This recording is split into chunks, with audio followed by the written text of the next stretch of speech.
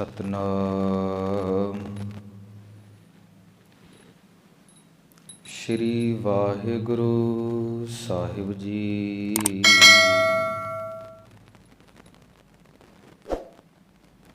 ਤੋਸੋ ਨ ਨਾਥ ਅਨਾਥ ਨ ਮੋਸਰ, ਤੋਸੋ ਨ ਦਾਨੀ ਨ ਮੋਸੋ ਭਿਖਾਰੀ, ਮੋਸੋ ਨ ਦੀਨ ਦਇਆਲ ਨ ਤੋਸਰ, ਮੋਸੋ ਅਗਿਆਨ ਨ ਤੋਸੋ ਵਿਚਾਰੀ, ਮੋਸੋ ਨ ਪਤਿਤ ਨ ਪਾਵਨ ਤੋਸਰ, ਮੋਸੋ ਬਿਕਾਰੀ ਨ ਤੋਸੋ ਉਪਕਾਰੀ, ਮੇਰੇ ਹੈ ਅਵਗੁਣ ਤੂੰ ਗੁਣ ਸਾਗਰ, ਜਾਤ ਰਸਾਤਲ ਓਟ ਤਿਹਾਰੀ, ਤੂੰ ਮੇਰੋ ਮੇਰ। ਪਰਬਤ ਸੁਆਮੀ ਓਟ ਗਹੀ ਮੈਂ ਤੇਰੀ, ਨਾ ਤੁਮ ਡੋਲੋ ਨਾ ਹਮ ਗਿਰਤੇ,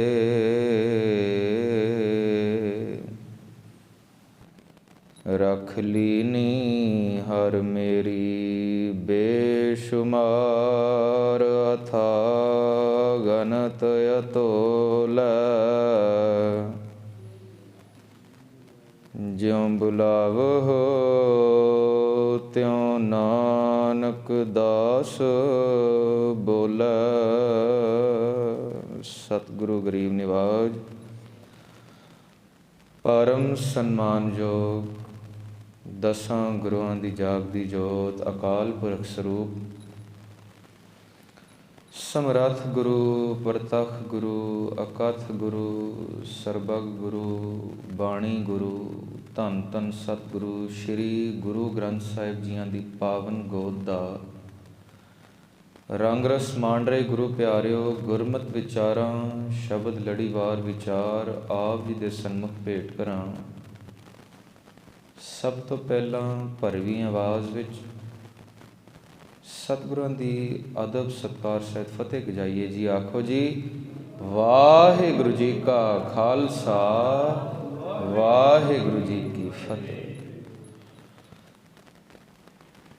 ਅੱਜ ਦੇ ਸ਼ਬਦ ਦੀ ਵਿਚਾਰ ਦੋ ਪਹਿਲੂਆਂ ਉੱਪਰ ਨਿਰਭਰ ਕਰਦੀ ਹੈ। ਉਹ ਦੋ ਪਹਿਲੂ ਵੇਖ ਲਏ ਜਾਣ ਤੇ ਇਹ ਸ਼ਬਦ ਦੀ ਵਿਚਾਰ ਮਨ ਵਿੱਚ ਟਿਕਾਣੀ ਆਸਾਨ ਹੋ ਜਾਵੇਗੀ। ਪਹਿਲਾ, ਕਿਵ ਸਚਿਆਰਾ ਹੋਈਐ, ਕਿਵ ਕੂੜੈ ਟੁੱਟੈ ਪਾਲ, ਹੁਕਮ ਰਜ਼ਾਈ ਚੱਲਣਾ ਨਾਨਕ ਲਿਖਿਆ ਨਾਲ। ਉਸ ਦੀ ਰਜ਼ਾ ਵਿੱਚ, ਉਸ ਦੇ ਹੁਕਮ ਵਿੱਚ ਤੁਰਨਾ ਹੀ ਸੱਚੀ ਕਾਰ ਹੈ, ਸੱਚਾ ਕੰਮ ਹੈ। ਔਰ ਦੂਸਰਾ, ਇਹ ਹਉਮੈ ਦਾ ਜਿਹੜਾ ਕੰਡਾ, ਹਉਮੈ ਦੀ ਪਾਲ, ਪੜਦਾ, ਦੀਵਾਰ ਸਾਡੇ ਅੰਦਰ ਹੈ, ਇਸ ਨੂੰ ਤੋੜਨ ਦੇ ਸਮਰੱਥ ਵੀ ਕੇਵਲ ਵਾਹਿਗੁਰੂ ਦਾ ਨਾਮ ਹੀ ਹੈ। ਵਾਹਿਗੁਰੂ ਦੇ ਨਾਮ ਤੋਂ ਇਲਾਵਾ ਹੋਰ ਦੁਨੀਆ ਵਿੱਚ ਐਸੀ ਕੋਈ ਤਾਕਤ ਨਹੀਂ ਜਿਹੜੀ ਮੇਰੇ ਅੰਦਰ ਵਸਦੇ ਇਸ ਹਉਮੈ ਦੇ ਕੰਡੇ ਨੂੰ ਪੁੱਟ ਕੇ ਬਾਹਰ ਸੁੱਟ ਸਕੇ। ਕਾਮ ਕ੍ਰੋਧ ਨਗਰ ਬਹੁ ਭਰਿਆ, ਮਿਲ ਸਾਧੂ ਖੰਡਲ ਖੰਡਾ ਹੈ, ਪੂਰਬ ਲਿਖਤ ਲਿਖੇ ਗੁਰ ਪਾਇਆ, ਮਨ ਹਰ ਲਿਵ ਮੰਡਲ ਮੰਡਾ ਹੈ। ਸੋ ਆਓ ਸਭ ਤੋਂ ਪਹਿਲਾਂ ਗੁਰਦੇਵ ਦਾ ਲੜੀਵਾਰ ਸ਼ਬਦ ਸਰਵਣ ਕਰਦੇ ਹਾਂ। ਇੱਕ ਵਾਰ ਪਿਆਰ ਸਹਿਤ ਮਨ ਚਿਤ ਬਿਰਤੀਆਂ ਨੂੰ ਇਕਾਗਰ ਕਰਨ ਲਈ ਸਾਰੇ ਆਖੋ ਜੀ, ਸਤਨਾਮ ਸ਼੍ਰੀ ਵਾਹਿਗੁਰੂ ਸਾਹਿਬ ਜੀ। ਸਤਨਾਮ ਸ਼੍ਰੀ ਵਾਹਿਗੁਰੂ ਸਾਹਿਬ ਜੀ। ਸਤਨਾਮ ਸ਼੍ਰੀ ਵਾਹਿਗੁਰੂ ਸਾਹਿਬ ਜੀ। ਸ਼੍ਰੀ ਰਾਗ ਮਹਿਲਾ ਪਹਿਲਾ। ਰਾਮ ਨਾਮ ਮਨ ਬੇਧਿਆ, ਅਵਰ ਕੇ ਕਰੀ ਵਿਚਾਰ। ਸ਼ਬਦ ਸੁਰਤ ਸੁਖ ਉਪਜੈ, ਪ੍ਰਭ ਰਾਤੋਂ ਸੁਖ ਸਾਰ। ਰਾਮ ਨਾਮ ਮਨ ਬੇਧਿਆ, ਅਵਰ ਕੇ ਕਰੀ ਵਿਚਾਰ। ਸ਼ਬਦ ਸੁਰਤ ਸੁਖ ਉਪਜੈ, ਪ੍ਰਭ ਰਾਤੋਂ ਸੁਖ ਸਾਰ। ਜਿਉ ਭਾਵੈ ਤਿਉ ਰਾਖ ਤੂੰ, ਮੈਂ ਹਰ ਨਾਮ ਆਧਾਰ। ਮਨ ਰੇ ਸਾਚੀ ਖਸਮ ਰਜ਼ਾਏ,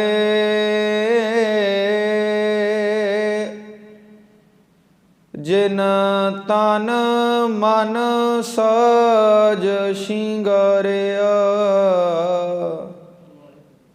ਤਿਸ ਸੇਤੀ ਲਿਵ ਲਾਏ ਰਹਾਉ। ਸਮੁੱਚੇ ਸ਼ਬਦ ਦੀ ਵਿਚਾਰ ਸਮਝਣ ਤੋਂ ਪਹਿਲਾਂ ਸਦਾ ਕੋਸ਼ਿਸ਼ ਕਰੀਏ, ਭਾਵੇਂ ਕੀਰਤਨ ਕਰ ਰਹੇ ਹੋਈਏ, ਭਾਵੇਂ ਕਥਾ, ਜਦੋਂ ਵੀ ਸ਼ਬਦ ਨੂੰ ਸਮਝਣਾ ਹੈ ਤੇ ਰਹਾਉ ਵਾਲੀ ਪੰਕਤੀ ਤੋਂ ਸਮਝੀਏ। ਰਹਾਉ ਦਾ ਮਤਲਬ ਹੈ ਰਹੋ, ਟਿਕੋ, ਰੁਕੋ, ਸਮਝੋ, ਪੜ੍ਹੋ, ਵਿਚਾਰੋ ਤੇ ਫਿਰ ਅੱਗੇ ਵਧੋ। ਰਹਾਉ ਇੱਕ ਪੜਾਅ ਹੈ, ਰਸਤੇ ਦਾ ਉਹ ਪੜਾਅ ਜਿੱਥੇ ਟਿਕ ਕੇ ਸਮਝ ਆ ਜਾਂਦੀ ਹੈ ਰਸਤਾ ਅੱਗੇ ਕਿੰਨਾ ਹੈ ਤੇ ਪਿੱਛੇ ਕਿੰਨਾ ਹੈ। ਇਹ ਪੜਾਅ ਹੈ ਰਹਾਉ। ਗੁਰਬਾਣੀ ਦਾ ਕੀਰਤਨ ਕਰਦੇ ਹੋਏ ਵੀ ਕੀਰਤਨੀਆਂ ਨੂੰ ਹਦਾਇਤ ਹੈ ਕਿ ਰਹਾਉ ਦੀ ਪੰਕਤੀ ਨੂੰ ਸਥਾਈ ਬਣਾਇਆ ਜਾਵੇ ਤੇ ਬਾਕੀ ਅਗਲੇਰੀ ਤੇ ਪਿਛਲੇਰੀ ਪੰਕਤੀਆਂ ਨੂੰ ਅੰਤਰਾ। ਸੋ ਆਓ ਰਹਾਉ ਦੀ ਪੰਕਤੀ ਤੋਂ ਸਮਝਦੇ ਹਾਂ ਜਿਹੜਾ ਸ਼ਬਦ ਦਾ ਕੇਂਦਰੀ ਭਾਵ, ਸੈਂਟਰਲ ਆਈਡੀਆ ਹੈ ਕਿ ਸਤਿਗੁਰੂ ਸ਼੍ਰੀ ਗੁਰੂ ਨਾਨਕ ਦੇਵ ਜੀ ਸ਼੍ਰੀ ਰਾਗ ਦੇ ਸ਼ਬਦ ਜੋ ਧੰਨ ਧੰਨ ਸਤਿਗੁਰੂ ਸ਼੍ਰੀ ਗੁਰੂ ਗ੍ਰੰਥ ਸਾਹਿਬ ਦੇ ਪਾਵਨ ਅੰਗ 62 ਉੱਪਰ ਸੁਭਾਇਮਾਨ ਹੈ, ਕੀ ਸਾਨੂੰ ਵਿਚਾਰ ਸਮਝਾ ਰਹੇ ਹਨ। ਮਨ ਰੇ ਸਾਚੀ ਖਸਮ ਰਜ਼ਾਏ, ਐ ਮੇਰੇ ਮਨ ਸੱਚੇ ਪ੍ਰਭੂ ਖਸਮ, ਖਸਮ ਤੋਂ ਭਾਵ ਹੁੰਦਾ ਪਤੀ। ਇੱਕ ਵਾਰ ਮੈਂ ਛੋਟੇ ਬੱਚਿਆਂ ਨੂੰ ਸਮਝਾ ਰਿਹਾ ਸੀ ਕਿ ਖਸਮ ਤੋਂ ਭਾਵ ਪਤੀ ਹੈ, ਪਰਮਾਤਮਾ ਸਾਡਾ ਪਤੀ ਹੈ। ਬੱਚੇ ਹੱਸ ਪਏ। ਪਤਾ ਮੈਨੂੰ ਕੀ ਕਹਿੰਦੇ ਨੇ? ਸਰ ਕੁੜੀਆਂ ਲਈ ਤੇ ਪਤੀ ਹੁੰਦਾ ਹੈ, ਜਿਹੜੇ ਅਸੀਂ ਮੁੰਡੇ ਆ ਉਹਨਾਂ ਦਾ ਵੀ ਖਸਮ ਪਤੀ ਹੈ। ਮੈਂ ਕਿਹਾ ਤੁਸੀਂ ਮੁੰਡੇ ਨਹੀਂ, ਗੁਰੂ ਨਾਨਕ ਸਾਹਿਬ ਵੀ ਆਦਮੀ ਸਨ, ਉਹ ਵੀ ਤਾਂ ਮਰਦ ਹੀ ਸਨ। ਉਹ ਵੀ ਕਹਿੰਦੇ ਨੇ ਵਾਹਿਗੁਰੂ ਮੇਰਾ ਪਤੀ ਹੈ। ਫਿਰ ਸ਼੍ਰੀ ਗੁਰੂ ਗ੍ਰੰਥ ਸਾਹਿਬ ਦੀ ਪਾਵਨ ਬਾਣੀ ਕਹਿੰਦੀ ਹੈ ਇਸ ਜਗ ਮੈਂ ਪੁਰਖ ਏਕ ਹੈ, ਹੋਰ ਸਗਲੀ ਨਾਰ ਸਬਾਈ। ਪੁਰਖ ਤੇ ਕੇਵਲ ਇੱਕ ਹੈ। ਕਿਹੜਾ ਪੁਰਖ ਹੈ? ਕਰਤਾ ਪੁਰਖ। ਕੌਣ ਪੁਰਖ ਹੈ? ਇੱਕ ਓੰਕਾਰ। ਕੇਵਲ ਉਹੀ ਪੁਰਖ ਹੈ। ਅਸੀਂ ਸਾਰੀ ਉਸਦੀ ਜੀਵ ਇਸਤਰੀ ਰੂਪੀ ਨਾਰੀਆਂ ਹੀ ਹਾਂ। ਕਦੀ ਵਾਹਿਗੁਰੂ ਨੂੰ ਪਿਤਾ ਕਿਹਾ, ਕਦੀ ਮਾਤਾ ਕਿਹਾ, ਬੰਧਪ ਭਰਾਤਾ ਵੀ ਕਿਹਾ, ਸੁਤ ਲਾਲ ਵੀ ਕਿਹਾ, ਪਰ ਸਤਿਗੁਰਾਂ ਨੇ ਉਸ ਨੂੰ ਆਪਣਾ ਖਸਮ ਪਤੀ ਵੀ ਕਿਹਾ, ਕੰਤ ਵੀ ਕਿਹਾ, ਸਿਰ ਦਾ ਸਾਈਂ ਵੀ ਕਿਹਾ, ਮਾਲਕ ਵੀ ਕਿਹਾ, ਠਾਕੁਰ ਵੀ ਕਿਹਾ। ਇੱਥੇ ਸਤਿਗੁਰੂ ਸਮਝਾ ਰਹੇ ਨੇ ਐ ਮੇਰੇ ਮਨ, ਉਸ ਸੱਚੇ ਪਤੀ ਪਰਮੇਸ਼ਵਰ ਦੀ ਰਜ਼ਾ ਵਿੱਚ ਤੁਰਨਾ ਹੀ ਤੇਰੇ ਲਈ ਸਭ ਤੋਂ ਉੱਤਮ ਕਰਮ, ਤੇਰੇ ਲਈ ਸੱਚਾ ਕਰਮ ਹੈ। ਸਰਬ ਧਰਮ ਮੈਂ ਸ੍ਰੇਸ਼ਟ ਧਰਮ, ਹਰ ਕੋ ਨਾਮ ਜਪ ਨਿਰਮਲ ਕਰਮ। ਸਤਿਗੁਰੂ ਸਮਝਾ ਰਹੇ ਹਨ, ਜਿਨ ਤਨ ਮਨ ਸਾਜ ਸ਼ਿੰਗਾਰਿਆ, ਤਿਸ ਸੇਤੀ ਲਿਵ ਲਾਏ। ਉਹ ਕੈਸਾ ਪਤੀ ਹੈ ਜਿਸਨੇ ਤਨ ਨੂੰ, ਤੇਰੇ ਮਨ ਨੂੰ ਸਾਜਿਆ ਹੈ, ਭਾਵ ਬਣਾਇਆ ਹੈ, ਫਿਰ ਸ਼ਿੰਗਾਰਿਆ ਹੈ। ਸ਼ਿੰਗਾਰਿਆ ਕਿਵੇਂ ਹੈ? ਪਰਮਾਤਮਾ ਨੇ ਜਿਸ ਨੂੰ ਵੀ ਬਣਾਇਆ, ਜਿਸ ਨੂੰ ਵੀ ਉਤਪੰਨ ਪੈਦਾ ਕੀਤਾ, ਉਸ ਨੂੰ ਪਰਮਾਤਮਾ ਨੇ ਕੋਈ ਸੁਰਖੀ ਬਿੰਦੀ ਨਹੀਂ ਲਗਾਈ, ਪਰਮਾਤਮਾ ਨੇ ਕੋਈ ਛੇਦਕ ਪਦਾਰਥ ਗਹਿਣੇ ਨਹੀਂ ਪਾਏ, ਤੇ ਫਿਰ ਸ਼ਿੰਗਾਰਿਆ ਕਿਵੇਂ ਹੈ? ਸਤਿਗੁਰੂ ਨੇ ਸ਼ਿੰਗਾਰਿਆ ਦੀਨੇ ਹਸਤ ਪਾਂਵ ਕਰਨ ਨੇਤਰ ਰਸਨਾ। ਇਹਨਾਂ ਚੀਜ਼ਾਂ ਨਾਲ ਸਤਿਗੁਰੂ ਨੇ ਸਾਨੂੰ ਸ਼ਿੰਗਾਰਿਆ। ਕੀ ਕੀ ਦਿੱਤਾ ਹੈ? ਦੀਨੇ ਹਸਤ ਹੱਥ ਦਿੱਤੇ ਹਨ, ਪਾਂਵ ਪੈਰ ਦਿੱਤੇ ਹਨ, ਕਰਨ ਕੰਨ ਦਿੱਤੇ ਹਨ, ਨੇਤਰ ਅੱਖਾਂ ਦਿੱਤੀਆਂ ਹਨ, ਫਿਰ ਰਸਨਾ ਜ਼ਬਾਨ ਦਿੱਤੀ ਹੈ। ਇਹਨਾਂ ਅੰਗਾਂ ਨਾਲ ਸਤਿਗੁਰੂ ਨੇ ਸਾਨੂੰ ਸ਼ਿੰਗਾਰਿਆ ਹੈ, ਪਰ ਸ਼ਿੰਗਾਰ ਦੀ ਦੁਰਵਰਤੋਂ ਵੀ ਹੋ ਸਕਦੀ ਹੈ। ਜਿਵੇਂ ਪੰਜਾਬੀ ਦਾ ਇੱਕ ਮੁਹਾਵਰਾ ਮੈਨੂੰ ਯਾਦ ਆਉਂਦਾ ਹੈ, ਉਹ ਮੁਹਾਵਰਾ ਕੁਝ ਇਸ ਤਰ੍ਹਾਂ ਹੈ, ਭੱਠ ਪਿਆ ਸੋਨਾ ਜਿਹੜਾ ਕੰਨ ਪਾੜੇ। ਕਹਿੰਦੇ ਨੇ ਸੋਨਾ ਸ਼ਿੰਗਾਰਨ ਲਈ ਵਸਤੂ ਬਣਾਈ ਸੀ ਆਦਮੀਆਂ ਲੋਕਾਂ ਨੇ, ਪਰ ਇਹ ਸੋਨਾ ਤਨ ਦੇ ਉੱਪਰ ਸ਼ੋਭੇ, ਤਨ ਨੂੰ ਸੁਖ ਦੇਵੇ ਤਾਂ ਤੇ ਸ਼ਿੰਗਾਰ ਹੈ, ਸਮਝ ਆਉਂਦੀ ਹੈ। ਪਰ ਸੋਨੇ ਦੇ ਕੁੰਡਲ ਬਣਾ ਕੇ ਕੰਨਾਂ ਵਿੱਚ ਇਤਨੇ ਭਾਰੇ ਪਾ ਲੈਣੇ ਕਿ ਕੰਨ ਹੀ ਪਾੜ ਜਾਣ, ਕੰਨ ਹੀ ਫਟ ਜਾਣ, ਤੇ ਉਹ ਸੋਨਾ ਕਿਸੇ ਕੰਮਾਂ ਦਾ ਨਹੀਂ। ਇਸ ਸ਼ਿੰਗਾਰ ਦੀ ਦੁਰਵਰਤੋਂ ਹੋ ਗਈ ਹੈ। ਸਤਿਗੁਰੂ ਸ਼੍ਰੀ ਗੁਰੂ ਅਮਰਦਾਸ ਪਾਤਸ਼ਾਹ ਵੀ ਸਮਝਾਉਣਗੇ, ਤੇਰਾ ਤਨ ਸ਼ਿੰਗਾਰ ਤੇ ਦਿੱਤਾ ਹੈ, ਤੈਨੂੰ ਸ਼ਿੰਗਾਰ ਦੇ ਤੇ ਦਿੱਤਾ ਹੈ, ਮੈਂ ਤੈਨੂੰ ਸਮਝਾਉਂਦਾ ਇਸ ਸ਼ਿੰਗਾਰ ਦੀ ਸਹੀ ਵਰਤੋਂ ਕਿਵੇਂ ਹੈ। ਤੇ ਪੜ੍ਹ ਲਈਏ ਆਨੰਦ ਸਾਹਿਬ। ਹਰੇਕ ਅੰਗ ਨੂੰ ਸਤਿਗੁਰੂ ਸਮਝਾ ਰਹੇ ਨੇ, ਤੇ ਕਿਉਂ ਲੱਗਿਆ ਹੈ, ਸਰੀਰ ਉੱਪਰ ਕਿਉਂ ਲੱਗਿਆ ਹੈ। ਇਹ ਸਰੀਰਾ ਮੇਰਿਆ, ਪਹਿਲੇ ਤਾਂ ਸਰੀਰ ਨੂੰ ਸਮਝਾ ਦਿੱਤਾ, ਇਸ ਜਗ ਮੈਂ ਆਏ ਕੈ ਕਿਆ ਤੁਧ ਕਰਮ ਕਮਾਇਆ। ਫਿਰ ਹਰੇਕ ਅੰਗ ਨੂੰ, ਏ ਨੇਤਰੋ ਮੇਰਿਓ ਹਰ ਤੁਮ ਮੈਂ ਜੋਤ ਧਰੀ, ਹਰ ਬਿਨ ਅਵਰ ਨਾ ਦੇਖੋ ਕੋਈ। ਫਿਰ ਕੰਨਾਂ ਨੂੰ, ਏ ਸ਼ਰਵਣੋ ਮੇਰਿਓ ਸਾਚੈ ਸੁਣਨੈ ਨੋ ਪਠਾਏ। ਸੱਚ ਸੁਣ, ਪਰ ਕੰਨ ਸੁਣਦੇ ਕੀ ਨੇ? ਕੰਨੀ ਸੂਤਕ ਕੰਨ ਪੈ ਲਾਇਤਬਾਰੀ ਖਾਏ। ਲਾਇਤਬਾਰੀ ਤੋਂ ਭਾਵ ਹੁੰਦਾ ਚੁਗਲੀ, ਨਿੰਦਾ, ਵਕੀਲੀ ਕਿਸੇ ਦੀ ਸੁਣਨਾ। ਹਰੇਕ ਅੰਗ ਨੂੰ, ਇਹ ਰਸਨਾ ਤੂੰ ਅਨ ਰਸ ਰਾਚ ਰਹੀ, ਤੇਰੀ ਪਿਆਸ ਨਾ ਜਾਏ। ਪਰ ਇਸ ਰਸਨਾ ਨੂੰ ਤੇ ਜਾਂ ਤਾਂ ਖਾਣ ਪੀਣ ਦੇ ਚਸਕੇ ਹਨ, ਜਾਂ ਫਿਰ ਝੂਠ ਕੂੜ ਤੇ ਨਿੰਦਾ ਕਰਨ ਦੇ ਚਸਕੇ ਹਨ। ਸਤਿਗੁਰੂ ਇੱਥੇ ਫਿਰ ਸਮਝਾ ਰਹੇ ਨੇ, ਉਸ ਸੱਚੇ ਮਾਲਿਕ ਪ੍ਰਭੂ ਦੀ ਰਜ਼ਾ ਵਿੱਚ ਤੁਰ, ਜਿਸਨੇ ਤੇਰਾ ਤਨ ਔਰ ਮਨ ਕੇਵਲ ਬਣਾਇਆ, ਸਾਜ ਕੇਵਲ ਬਣਾਇਆ ਨਹੀਂ ਸਗੋਂ ਸ਼ਿੰਗਾਰਿਆ ਵੀ ਹੈ। ਤਨ ਮਨ, ਜਿਨ ਤਨ ਮਨ ਸਾਜ ਸ਼ਿੰਗਾਰਿਆ, ਤਿਸ ਸੇਤੀ ਲਿਵ ਲਾਏ। ਜਿਸਨੇ ਤੇਰਾ ਇਤਨਾ ਸੋਹਣਾ ਤਨ ਔਰ ਮਨ ਸਾਜ ਸਵਾਰ ਦਿੱਤਾ ਹੈ, ਕੇਵਲ ਉਸੇ ਮਾਲਿਕ ਦੇ ਨਾਲ ਆਪਣਾ ਚਿੱਤ ਜੋੜ ਕੇ ਰੱਖ। ਕਿਉਂ? ਅਸੀਂ ਅਕਸਰ ਆਪਣੇ ਬੱਚਿਆਂ ਨਾਲ, ਆਪਣੇ ਮਿੱਤਰਾਂ ਨਾਲ, ਆਪਣੇ ਸਾਕ ਸੰਬੰਧੀਆਂ ਨਾਲ, ਆਪਣੀ ਪਤਨੀ ਨਾਲ ਜਾਂ ਆਪਣੇ ਪਤੀ ਨਾਲ ਤੇ ਬਹੁਤ ਗਹਿਰਾ ਪ੍ਰੇਮ ਬਿਠਾ ਲੈਂਦੇ ਹਾਂ, ਜੋ ਕਿ ਪ੍ਰੇਮ ਹੁੰਦਾ ਨਹੀਂ ਹੈ। ਪ੍ਰੇਮ ਦੀ ਪਰਿਭਾਸ਼ਾ ਮੈਂ ਕਿਧਰੇ ਸੁਕ੍ਰਿਤ ਟਰਸਟ ਦੀ ਕਿਤਾਬ ਪੜ੍ਹ ਰਿਹਾ ਸੀ, ਮੈਨੂੰ ਬਹੁਤ ਭਾ ਗਈ ਉਹ ਭਾਸ਼ਾ। ਪ੍ਰੇਮ ਕੀ ਹੈ ਤਾਂ ਮੈਂ ਤੁਹਾਨੂੰ ਵੀ ਸਮਝਾ ਕੇ ਜਾਵਾਂ, ਸਾਂਝ ਹੀ ਪਾ ਜਾਵਾਂ। ਪ੍ਰੇਮ, ਉਹ ਲਿਖਦੇ ਨੇ ਪ੍ਰੇਮ ਪੱਪਾ ਪੈਰੇ ਰਾਰਾ ਉੱਪਰ ਲਾਂ ਤੇ ਮੰਮਾ, ਪ੍ਰੇਮ ਇਸੇ ਤਰ੍ਹਾਂ ਲਿਖਿਆ ਜਾਂਦਾ ਹੈ। ਪ੍ਰੇਮ, ਫਿਰ ਉਹ ਰਾਰਾ ਪੈਰ ਤੋਂ ਹਟਾ ਦਿੰਦੇ ਹਨ ਔਰ ਪੂਰਾ ਰਾਰਾ ਪਾ ਦਿੰਦੇ ਹਨ। ਹੁਣ ਬਣ ਜਾਂਦਾ ਪ੍ਰੇਮ, ਪੱਪਾ ਰਾਰਾ, ਰਾਰੇ ਉੱਪਰ ਲਾਂ ਤੇ ਮੰਮਾ, ਪ੍ਰੇਮ। ਹੁਣ ਉਹ ਤੀਸਰੇ ਸਟੈਪ ਵਿੱਚ ਮੰਮਾ ਵੱਖਰਾ ਕਰ ਦਿੰਦੇ ਹਨ ਤੇ ਬਾਕੀ ਦਾ ਸ਼ਬਦ ਵੱਖਰਾ ਕਰ ਦਿੰਦੇ ਹਨ, ਤੇ ਕੀ ਬਣਿਆ? ਪਰੇ ਮਾਂ। ਹੁਣ ਉਸ ਤੋਂ ਬਾਅਦ ਉਹ ਮੰਮੇ ਉੱਪਰ ਵੀ ਦੋ ਲਾਵਾਂ ਲਗਾ ਦਿੰਦੇ ਹਨ, ਤੇ ਹੁਣ ਸਮਝਾਉਂਦੇ ਹਨ ਪ੍ਰੇਮ ਕੀ ਹੈ? ਪਰੇ ਮੈਂ, ਪਰੇ ਮੈਂ, ਜਿੱਥੇ ਮੈਂ ਹਾਂ ਹੀ ਨਹੀਂ, ਜਿੱਥੇ ਮੈਂ ਹੋਵਾਂ ਹੀ ਨਹੀਂ, ਲੈਣ ਦੀ ਇੱਛਾ ਹੋਵੇ ਹੀ ਨਾ, ਕੇਵਲ ਦੇਣ ਦੀ ਇੱਛਾ, ਕੇਵਲ ਦੇਣ ਦੀ ਇੱਛਾ, ਪ੍ਰੇਮ ਤਾਂ ਉਹ ਹੈ। ਪਰ ਮੁਆਫ ਕਰਨਾ ਜਿਸ ਨੂੰ ਅਸੀਂ ਪ੍ਰੇਮ ਮੰਨ ਲੈਂਦੇ ਹਾਂ, ਉਹ ਪ੍ਰੇਮ ਪ੍ਰੇਮ ਨਹੀਂ ਹੈ। ਉਸ ਨੂੰ ਸਤਿਗੁਰੂ ਕਹਿੰਦੇ ਨੇ ਮੋਹ ਹੈ। ਕੁਰਬਾਨ ਕੀਤਾ ਤਿਸੈ ਵਿਟੋਂ ਜਿਨ ਮੋਹ ਮੀਠਾ ਲਾਇਆ। ਜਿਵੇਂ ਉਦਾਹਰਣ ਦੇ ਤੌਰ ਤੇ ਇੱਕ ਮਾਂ ਨੂੰ ਬੱਚੇ ਨਾਲ ਪ੍ਰੇਮ ਹੈ, ਮੰਨਦੇ ਹਾਂ, ਪਰ ਉਹ ਪ੍ਰੇਮ ਅਕਸਰ ਵੇਖਿਆ ਜਾਂਦਾ ਪ੍ਰੇਮ ਨਹੀਂ ਹੈ। ਕਦੋਂ? ਅਗਰ ਬੱਚਾ ਆਗਿਆਕਾਰੀ ਨਾ ਨਿਕਲੇ, ਬੱਚਾ ਮਾਂ ਨੂੰ ਗਾਲਾਂ ਕੱਢੇ, ਘਰ ਕਮਾ ਕੇ ਨਾ ਲਿਆਵੇ, ਮਾਂ ਬਾਪ ਦੀ ਇੱਜ਼ਤ ਨਾ ਕਰੇ। ਤੇ ਮੈਂ ਐਸੇ ਆਪਣੇ ਜੀਵਨ ਵਿੱਚ ਮਾਂ ਬਾਪ ਵੇਖੇ ਹਨ, ਉਹਨਾਂ ਨੂੰ ਕਹਿੰਦੇ ਸੁਣਿਆ ਹੈ ਕਿ ਇਸ ਔਲਾਦ ਤੋਂ ਚੰਗਾ ਤੇ ਔਲਾਦ ਨਾ ਹੀ ਹੁੰਦੀ। ਮੈਂ ਐਸੇ ਵੇਖੇ ਹਨ ਆਪਣੇ ਜੀਵਨ ਵਿੱਚ। ਪਰ ਪ੍ਰੇਮ ਪਤਾ ਕੀ ਹੈ? ਦੇਂਦਾ ਦੇ, ਲੈਂਦੇ ਥਕ ਪਾਏ।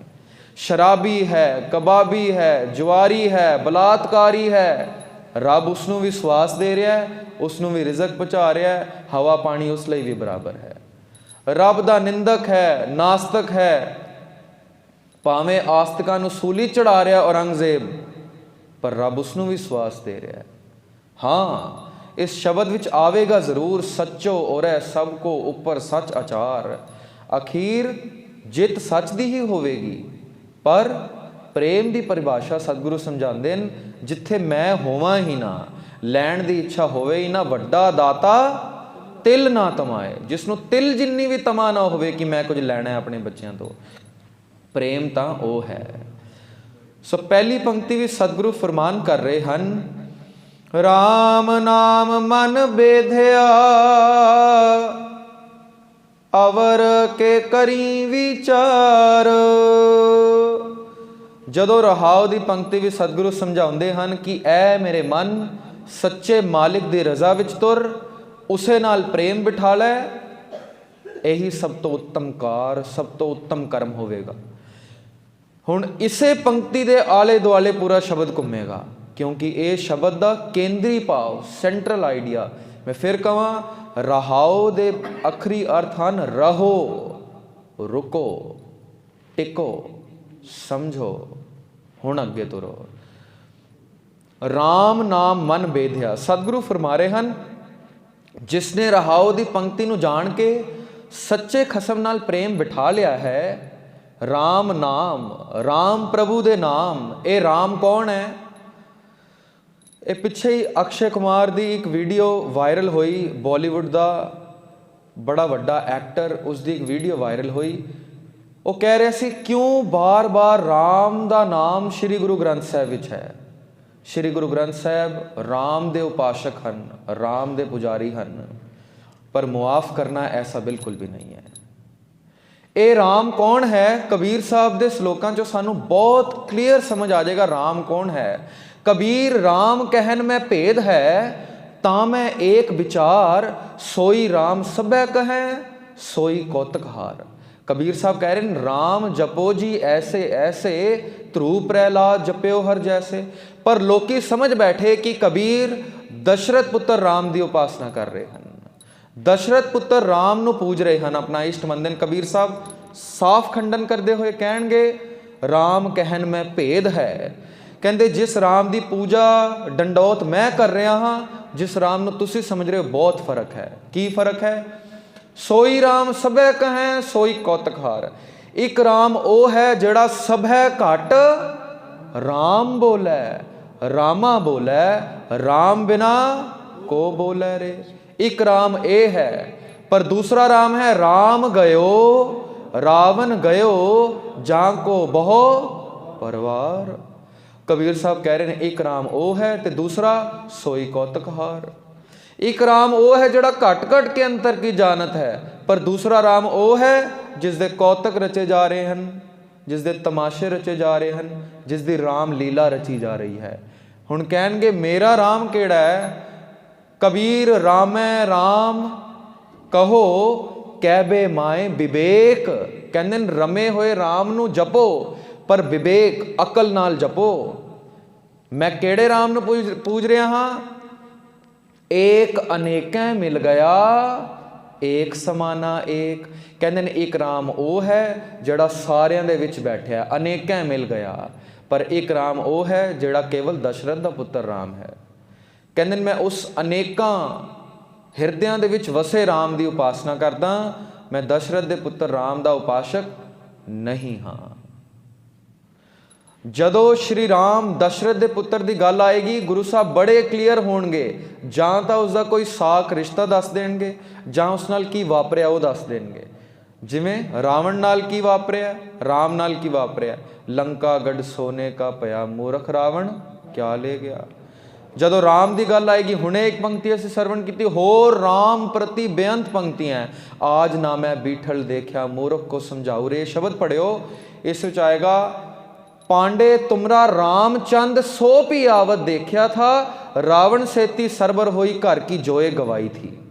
ਇੱਥੇ ਦਸ਼ਰਥ ਪੁੱਤਰ ਰਾਮ ਦੀ ਗੱਲ ਹੈ, ਸਾਖ ਦੱਸ ਦਿੱਤਾ। ਜਾਂ ਫਿਰ ਰੋਵੈ ਰਾਮ ਨਿਕਾਲਾ ਭਇਆ, ਸੀਤਾ ਲਛਮਣ ਵਿਛੜ ਗਿਆ। ਇੱਧਰ ਵੀ ਰਾਮ ਦਾ ਸਾਖ ਦੱਸ ਦਿੱਤਾ। ਤੇ ਬਾਣੀ ਬੜੇ ਸਪਸ਼ਟ ਸ਼ਬਦਾਂ ਵਿੱਚ ਕਹਿ ਰਹੀ ਹੈ, ਜਿਸ ਰਾਮ ਦੀ ਮੈਂ ਪੂਜਾ ਕਰ ਰਿਹਾ ਹਾਂ, ਪੂਜਾ ਕਰ ਰਹੀ ਹਾਂ, ਉਹ ਸਾਰਿਆਂ ਦੇ ਹਿਰਦੇ 'ਚ ਬੈਠਿਆ ਰਾਮ ਹੈ। ਰਾਮ ਨਾਮ, ਰਾਮ ਪ੍ਰਭੂ ਖਸਮ ਦੇ ਨਾਮ ਵਿੱਚ ਮਨ ਬੇਧਿਆ, ਮਨ ਨੂੰ ਵਿਨ ਲਿਆ ਹੈ। ਬੇਧਿਆ ਭਾਵ ਵਿਨ ਲਿਆ ਹੈ, ਪਰੋ ਲਿਆ ਹੈ। ਜਿਸ ਕਿਸੇ ਗੁਰਸਿੱਖ ਨੇ ਵੀ, ਸਤਿਗੁਰੂ ਕਹਿ ਰਹੇ ਨੇ, ਅਵਰ ਕੇ ਕਰੀ ਵਿਚਾਰ। ਹੁਣ ਮੈਂ ਕੀ ਦੱਸਾਂ ਉਸ ਦੀ ਅਵਸਥਾ ਕੀ ਹੋ ਚੁੱਕੀ ਹੈ। ਮੰਨੇ ਕੀ ਗਤ ਕਹੀ ਨਾ ਜਾਏ, ਮੈਂ ਨਹੀਂ ਦੱਸ ਸਕਦਾ। ਮੈਂ ਕਈ ਵਾਰ ਹੈਰਾਨ ਹੁੰਦਾ, ਸਤਿਗੁਰੂ ਨਾਨਕ ਦੇਵ ਜੀ ਨੂੰ ਪਤਾ ਹੈ ਕਿ ਵਾਹਿਗੁਰੂ ਕਿਸ ਤਰ੍ਹਾਂ ਦਾ ਦਿਖਦਾ ਹੈ, ਕਿ ਵਾਹਿਗੁਰੂ ਦਾ ਸੁਭਾਅ ਕੀ ਹੈ, ਵਾਹਿਗੁਰੂ ਦੇ ਨੈਣ ਨਕਸ਼ ਕਿਵੇਂ ਹਨ। ਹੈਣ ਭਾਵੇਂ ਚੱਕਰ ਚਿਹਨ ਅਰ ਬਰਨ, ਜ਼ਾਤ ਅਰ ਪਾਤ ਨਹਿਨ ਜੇ। ਹੈਨ ਭਾਵੇਂ ਰੂਪ ਨ ਰੇਖ ਨ ਰੰਗ ਕਿਛ, ਤ੍ਰੇ ਗੁਣ ਤੇ ਪ੍ਰਭ ਭਿੰਨ, ਪਰ ਫਿਰ ਵੀ ਹੈ ਸਰੂਪ। ਜੇ ਸਰੂਪ ਨਾ ਹੁੰਦਾ, ਬਾਣੀ ਨਾ ਕਹਿੰਦੀ, ਦੋਏ ਦੋਏ ਲੋਚਨ ਪੇਖਾਂ, ਹੋਂ ਹਰ ਬਿਨ ਔਰ ਨਾ ਦੇਖਾਂ। ਮੈਂ ਦੇਖ ਰਿਹਾ ਹਾਂ। ਸਤਿਗੁਰੂ ਨਾਨਕ ਦੇਵ ਪਾਤਸ਼ਾਹ ਨੂੰ ਪਤਾ ਹੈ ਉਹ ਵਾਹਿਗੁਰੂ ਕਿਸ ਤਰ੍ਹਾਂ ਦਾ ਹੈ, ਪਰ ਸਤਿਗੁਰੂ ਕਹਿੰਦੇ ਮੈਂ ਦੱਸਾਂਗਾ ਨਹੀਂ ਉਹ ਕਿਸ ਤਰ੍ਹਾਂ ਦਾ ਹੈ, ਬਿਲਕੁਲ ਵੀ ਨਹੀਂ ਦੱਸਾਂਗਾ। ਜੇ ਹੋਂ ਜਾਣਾ ਆਖਾਂ ਨਾਹੀ, ਮੈਂ ਨਹੀਂ ਦੱਸਾਂਗਾ। ਸਤਿਗੁਰੂ ਕਿਉਂ ਨਹੀਂ ਦੱਸੋਗੇ? ਕਹਿੰਦੇ ਨੇ ਕਹਿਣਾ ਕਥਨ ਨਾ ਜਾਈ। ਇੱਕ ਕੀੜੀ ਨੂੰ ਉਸਦੇ ਪਰਿਵਾਰ ਨੇ ਕਿਹਾ, ਮਾਤਾ ਮੇਲੇ ਵਿੱਚ ਹਾਥੀ ਆਇਆ ਹੈ, ਅਸੀਂ ਵੇਖਣ ਜਾਈਏ। ਮਾਤਾ ਕਹਿੰਦੀ ਹੈ ਜਾਓ। ਸਾਰੀ ਕੀੜੀਆਂ ਹਾਥੀ ਨੂੰ ਵੇਖਣ ਜਾਂਦੀਆਂ। ਹਾਥੀ ਬਹੁਤ ਵੱਡਾ ਹੈ, ਬਹੁਤ ਵੱਡਾ ਹੈ। ਕੁਝ ਕੀੜੀਆਂ ਪਿੱਛੇ, ਕੁਝ ਆਲੇ ਦੁਆਲੇ, ਕੁਝ ਸਾਹਮਣੇ, ਕੁਝ ਉਸਦੇ ਪੈਰਾਂ ਉੱਪਰ ਤੇ ਕੁਝ ਪਿੱਠ ਉੱਪਰ ਚੜ ਜਾਂਦੀਆਂ। ਸਾਰੀਆਂ ਹਾਥੀ ਨੂੰ ਵੇਖ ਕੇ ਘਰ ਆਉਂਦੀਆਂ। ਮਾਂ ਪੁੱਛਦੀ ਹੈ ਹਾਥੀ ਕਿਸ ਤਰ੍ਹਾਂ ਦਾ ਸੀ? ਇੱਕ ਕੀੜੀ ਕਹਿੰਦੀ ਹੈ ਮਾਂ ਹਾਥੀ ਤੇ ਥੰਮ ਵਰਗਾ ਸੀ, ਜਿਵੇਂ ਸਾਡੇ ਘਰਾਂ ਵਿੱਚ ਥੰਮ ਪਿਲਰ ਬਣੇ ਹੁੰਦੇ ਨੇ, ਹਾਥੀ ਥੰਮ ਵਰਗਾ ਸੀ। ਦੂਸਰੀ ਕਹਿੰਦੀ ਹੈ ਨਹੀਂ ਨਹੀਂ ਮਾਂ ਝੂਠ ਬੋਲਦੀ ਹੈ, ਹਾਥੀ ਤੇ ਇੱਕ ਸੁਰੰਗ ਵਰਗਾ ਸੀ। ਤੀਸਰੀ ਕਹਿੰਦੀ ਹੈ ਨਾ ਨਾ ਮਾਂ ਹਾਥੀ ਦੀਵਾਰ ਵਰਗਾ ਸੀ। ਤੇ ਚੌਥੀ ਕਹਿੰਦੀ ਹੈ ਨਹੀਂ ਮਾਂ ਹਾਥੀ ਤੇ ਰੱਸੀ ਵਰਗਾ ਸੀ। ਹੁਣ ਜਿਸਨੇ ਥੰਮ ਵਰਗਾ ਹਾਥੀ ਵੇਖਿਆ, ਕੀੜੀ ਦੀ ਅੱਖ ਬਹੁਤ ਛੋਟੀ ਹੈ, ਉਹ ਹਾਥੀ ਦੇ ਪੈਰਾਂ ਕੋਲ ਖੜੀ ਸੀ, ਉਸਨੇ ਹਾਥੀ ਦੇ ਕੇਵਲ ਪੈਰ ਹੀ ਦੇਖ ਸਕੇ। ਜਿਸਨੇ ਹਾਥੀ ਨੂੰ ਸੁਰੰਗ ਕਰਕੇ ਜਾਣਿਆ, ਉਹ ਹਾਥੀ ਦੀ ਸੁੰਡ ਵਿੱਚ ਵੜੀ ਹੋਈ ਸੀ। ਜਿਸਨੇ ਹਾਥੀ ਨੂੰ ਰੱਸੀ ਕਰਕੇ ਜਾਣਿਆ, ਉਹ ਹਾਥੀ ਦੀ ਪੂੰਛ ਤੇ ਬੈਠੀ ਸੀ, ਤੇ ਜਿਸਨੇ ਦੀਵਾਰ ਕਰਕੇ ਜਾਣਿਆ ਪਿੱਠ ਤੇ ਬੈਠੀ ਸੀ। ਇਹ ਸਾਰੀਆਂ ਹੀ ਕੀੜੀਆਂ ਸੱਚ ਤੇ ਬੋਲ ਰਹੀਆਂ, ਪਰ ਸੰਪੂਰਨ ਸੱਚ ਨਹੀਂ ਹੈ। ਨਾ ਹਾਥੀ ਸੁਰੰਗ ਹੈ, ਨਾ ਹਾਥੀ ਦੀਵਾਰ ਹੈ, ਨਾ ਉਹ ਥੰਮ ਹੈ ਤਾਂ ਨਾ ਹੀ ਰੱਸੀ ਹੈ। ਇਸੇ ਲਈ ਗੁਰੂ ਨਾਨਕ ਸਾਹਿਬ ਕਹਿੰਦੇ ਨੇ ਕਿ ਇੱਕ ਛੋਟੀ ਜੀ ਅੱਖ ਨਾਲ ਮੈਂ ਸੰਪੂਰਨ ਵਾਹਿਗੁਰੂ ਨੂੰ ਵੇਖ ਨਹੀਂ ਸਕਦਾ। ਇੱਕ ਬੂੰਦ ਸੰਪੂਰਨ ਸਮੁੰਦਰ ਨੂੰ ਵੇਖ ਨਹੀਂ ਸਕਦੀ। ਸੋ ਸਤਿਗੁਰੂ ਕਹਿ ਰਹੇ ਨੇ ਜਿਸਨੇ ਵਾਹਿਗੁਰੂ ਦੇ ਨਾਮ ਨਾਲ ਆਪਣੇ ਮਨ ਨੂੰ ਵਿੰਨ ਲਿਆ ਹੈ, ਉਸ ਦੀ ਮੈਂ ਹੋਰ ਕੀ ਵਿਚਾਰ ਕਰਾਂ। ਸ਼ਬਦ ਸੁਰਤ ਸੁਖ ਉਪਜੈ, ਜਿਸ ਦੀ ਸੁਰਤੀ ਸ਼ਬਦ ਦੀ ਵਿਚਾਰ ਦੇ ਵਿੱਚ ਇੱਕਮਿਕ ਹੋ ਚੁੱਕੀ ਹੈ, ਜਿਵੇਂ ਅਸੀਂ ਸ਼ਬਦ ਦੀ ਵਿਚਾਰ ਕਰ ਰਹੇ ਹਾਂ, ਤੇ ਕਹਿੰਦੇ ਨੇ ਉਸ ਦੇ ਹਿਰਦੇ ਵਿੱਚ सुख पैदा हो जाता है, सुख उत्पन्न हो जाता है। प्रभ रातों प्रभु दे नाम रंग विच जेड़ा रंगिया गया है, रातों रंगिया है सुख सार, उसनों सब तो सार श्रेष्ठ सुख प्राप्त हो जाता है। ये ऐसा सुख है फिर भावें आरे नाल फाड़ दईए, बंद बंद कट दईए, रोम रोम विन दईए, ये सुख बाहर नहीं जाता। भावें तवे ते बिठा दईए तो सतगुरु अर्जन पातशाह की जबान तो भी निकलेगा, तेरा किया मीठा लागे।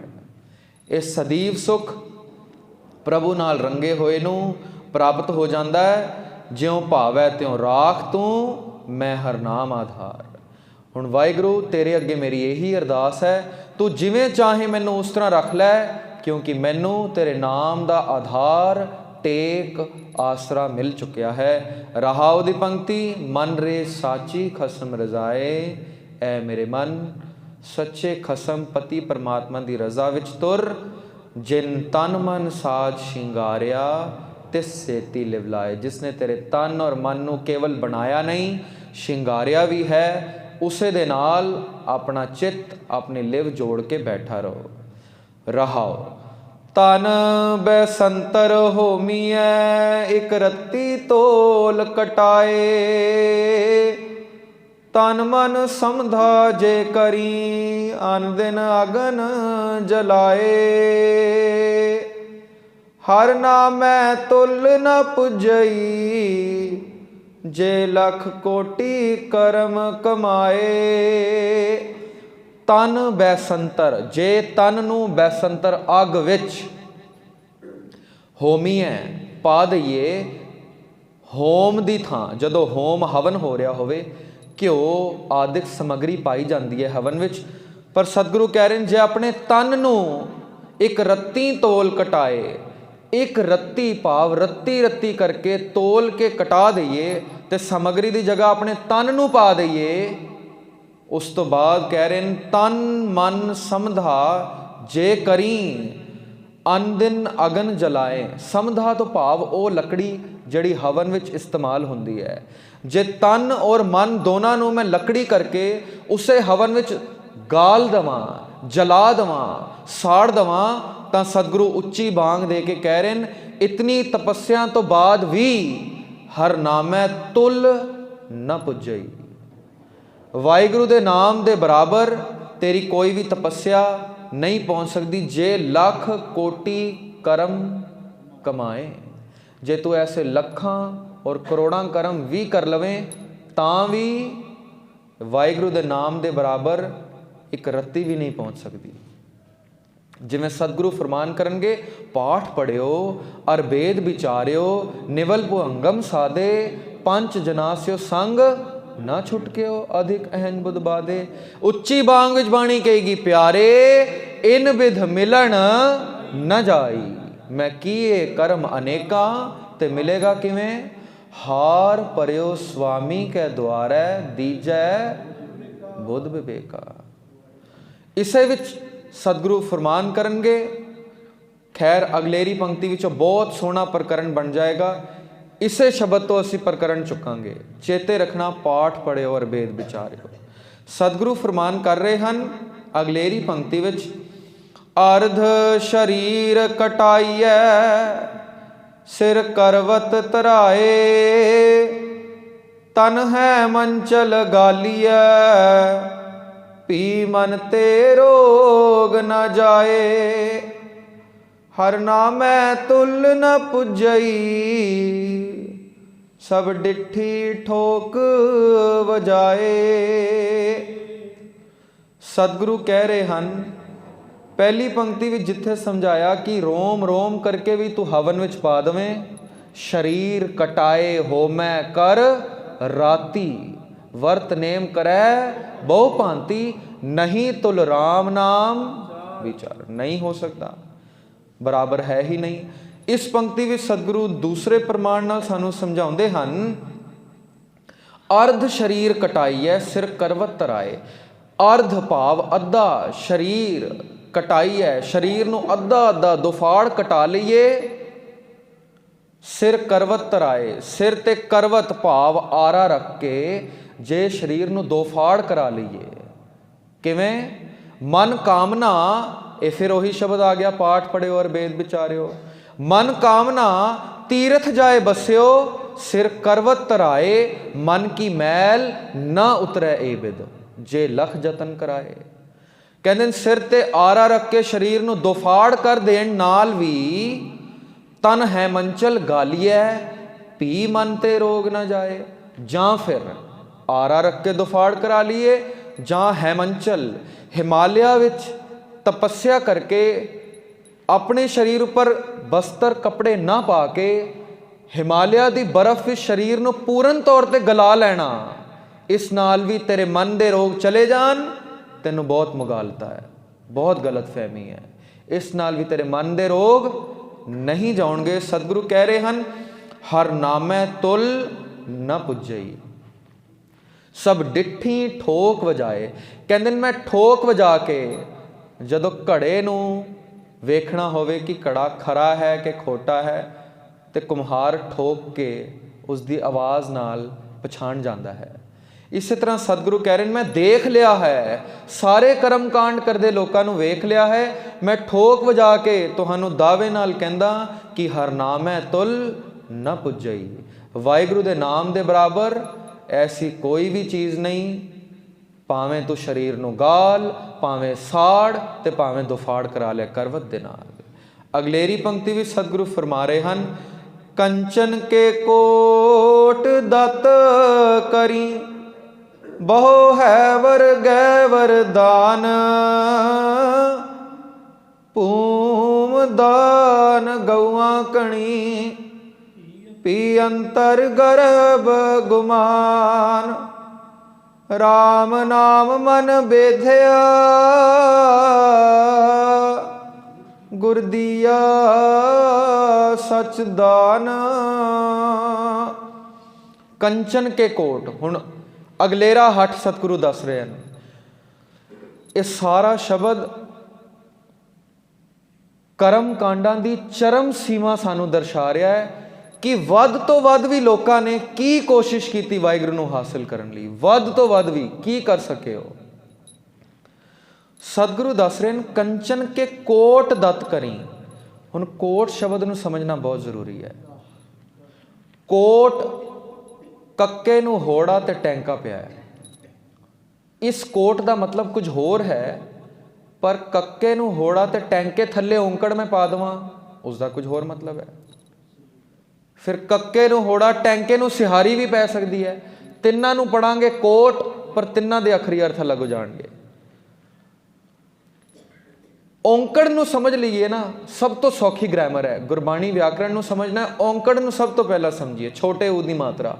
आखिरी शब्द नू औंकड़ लग्या होए ते इस तो भाव है एक वचन पुलिंग नाम की गल हो रही है। भाव सिंगुलर मैस्कुलिन नाउन की गल हो रही है।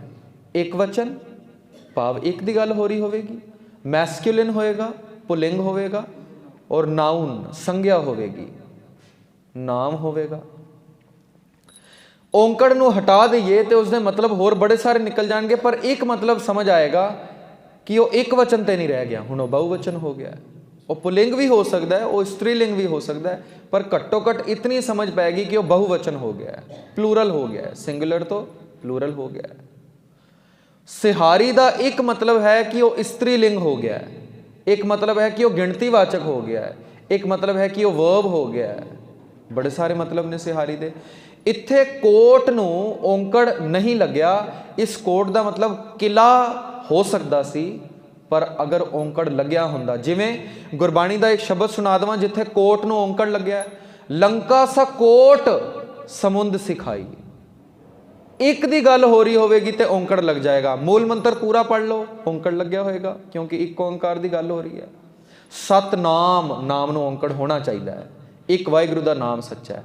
करता पुरख, वो वाहिगुरू करता है जिहड़ा सारिਆਂ ਦੇ ਵਿੱਚ पूरे पुरख नू औंकड़ होना चाहिए है। निर्भो निर्वैर औंकड़ होना चाहिए आखिरी शब्द नू। अकाल मूरत, मूरत नू औंकड़ नहीं आएगा, हुण मूरत नू सिहारी आएगी। ਇੱਥੇ ਮੂਰਤ ਇਸਤਰੀ ਲਿੰਗ ਵਾਸਤੇ ਇਸਤੇਮਾਲ ਕੀਤਾ। ਹੁਣ ਵਾਹਿਗੁਰੂ ਇਸਤਰੀ ਲਿੰਗ ਦੇ ਨਹੀਂ ਹੈ, ਪਰ ਮੂਰਤ ਸ਼ਬਦ ਇਸਤਰੀ ਲਿੰਗ ਹੈ। ਮੂਰਤ ਤੋਂ ਭਾਵ ਹੈ ਮੂਰਤੀਮਾਨ, ਜਿਸ ਦੀ ਹੋਂਦ ਸੱਚੀ ਹੈ। ਕਿਉਂਕਿ ਜਿਸ ਦੀ ਹੋਂਦ ਸੱਚੀ ਹੈ, ਇਸ ਕਰਕੇ ਮੂਰਤ ਨੂੰ ਜਿਸ ਦਾ ਹੋਂਦ ਸੱਚੀ ਔਂਕੜ ਨਹੀਂ ਲੱਗਿਆ, ਸਿਹਾਰੀ ਲੱਗੀ ਹੈ।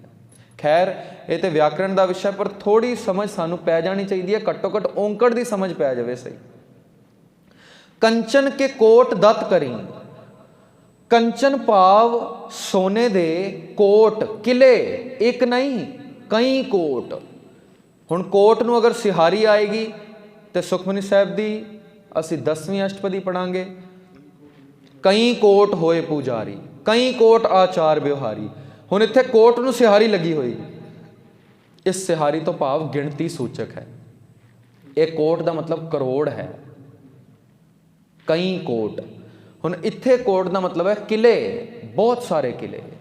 ਕੰਚਨ ਕੇ ਕੋਟ ਦਤ ਕਰੀ, ਬਹੁਤ ਸਾਰੇ ਕੰਚਨ ਦੇ ਸੋਨੇ ਦੇ ਬਣਾ ਕੇ ਕਿਲੇ ਤੇ ਦਾਨ ਕਰ ਦਿੱਤੇ ਜਾਣ। ਬਹੁ, ਹੋਰ ਕੀ ਦਾਨ ਕੀਤਾ ਜਾਏ? ਹੈਵਰ ਗੈਵਰ ਦਾਨ, ਹੈ ਵਰ, ਹੈ ਵਰ, ਘੋੜਾ ਵਧੀਆ, ਹੈਵਰ ਤੋਂ ਭਾਵ ਵਧੀਆ ਘੋੜਾ, ਗੈ ਵਰ ਵਧੀਆ, ਗੈ ਗੱਜ ਹਾਥੀ। ਬਹੁਤ ਸੋਨੇ ਦੇ ਕਿਲੇ, ਬਹੁਤ ਸਾਰੇ ਘੋੜੇ ਤੇ ਬਹੁਤ ਸਾਰੇ ਹਾਥੀ ਵੀ ਦਾਨ ਜੇ ਕਰ ਦਿੱਤੇ ਜਾਣ। ਭੂਮ ਦਾਨ, ਭੂਮ ਤੋਂ ਭਾਵ ਜ਼ਮੀਨ, ਜਰ ਜੋਰੂ ਜਾਂ ਜ਼ਮੀਨ, ਜਿਸ ਕਰਕੇ ਜੰਗਾਂ ਹੁੰਦੀਆਂ, ਪਰ ਜ਼ਮੀਨ ਵੀ ਕੋਈ ਦਾਨ ਕਰ ਦਵੇ। ਭੂਮ ਦਾਨ ਗਊਆਂ ਕਣੀ।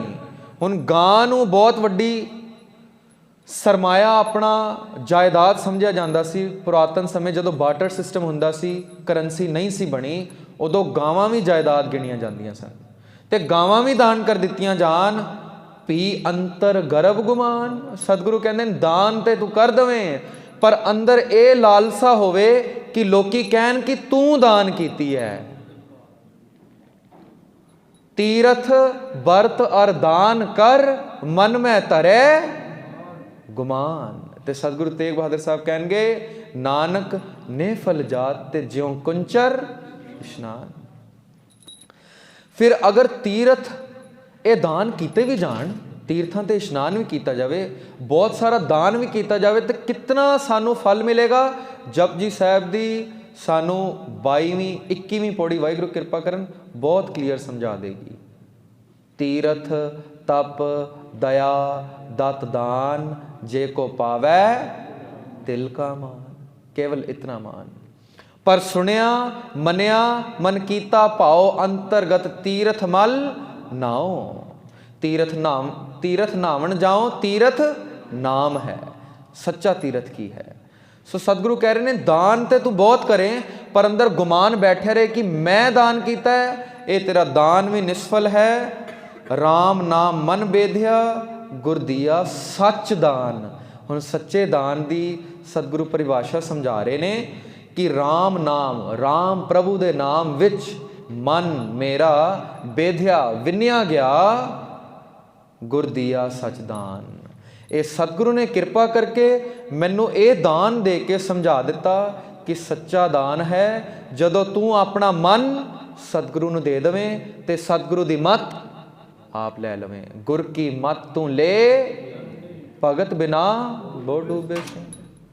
ਸੱਚਾ ਦਾਨ ਤਾਂ ਇਹ ਹੈ। ਇੱਥੇ ਇੱਕ ਗੱਲ ਦੀ ਸਾਂਝ ਪਾ ਜਾਵਾਂ, ਹੰਕਾਰ ਕੇਵਲ ਦਾਨ ਕਰਨ ਦਾ ਨਹੀਂ ਹੈ।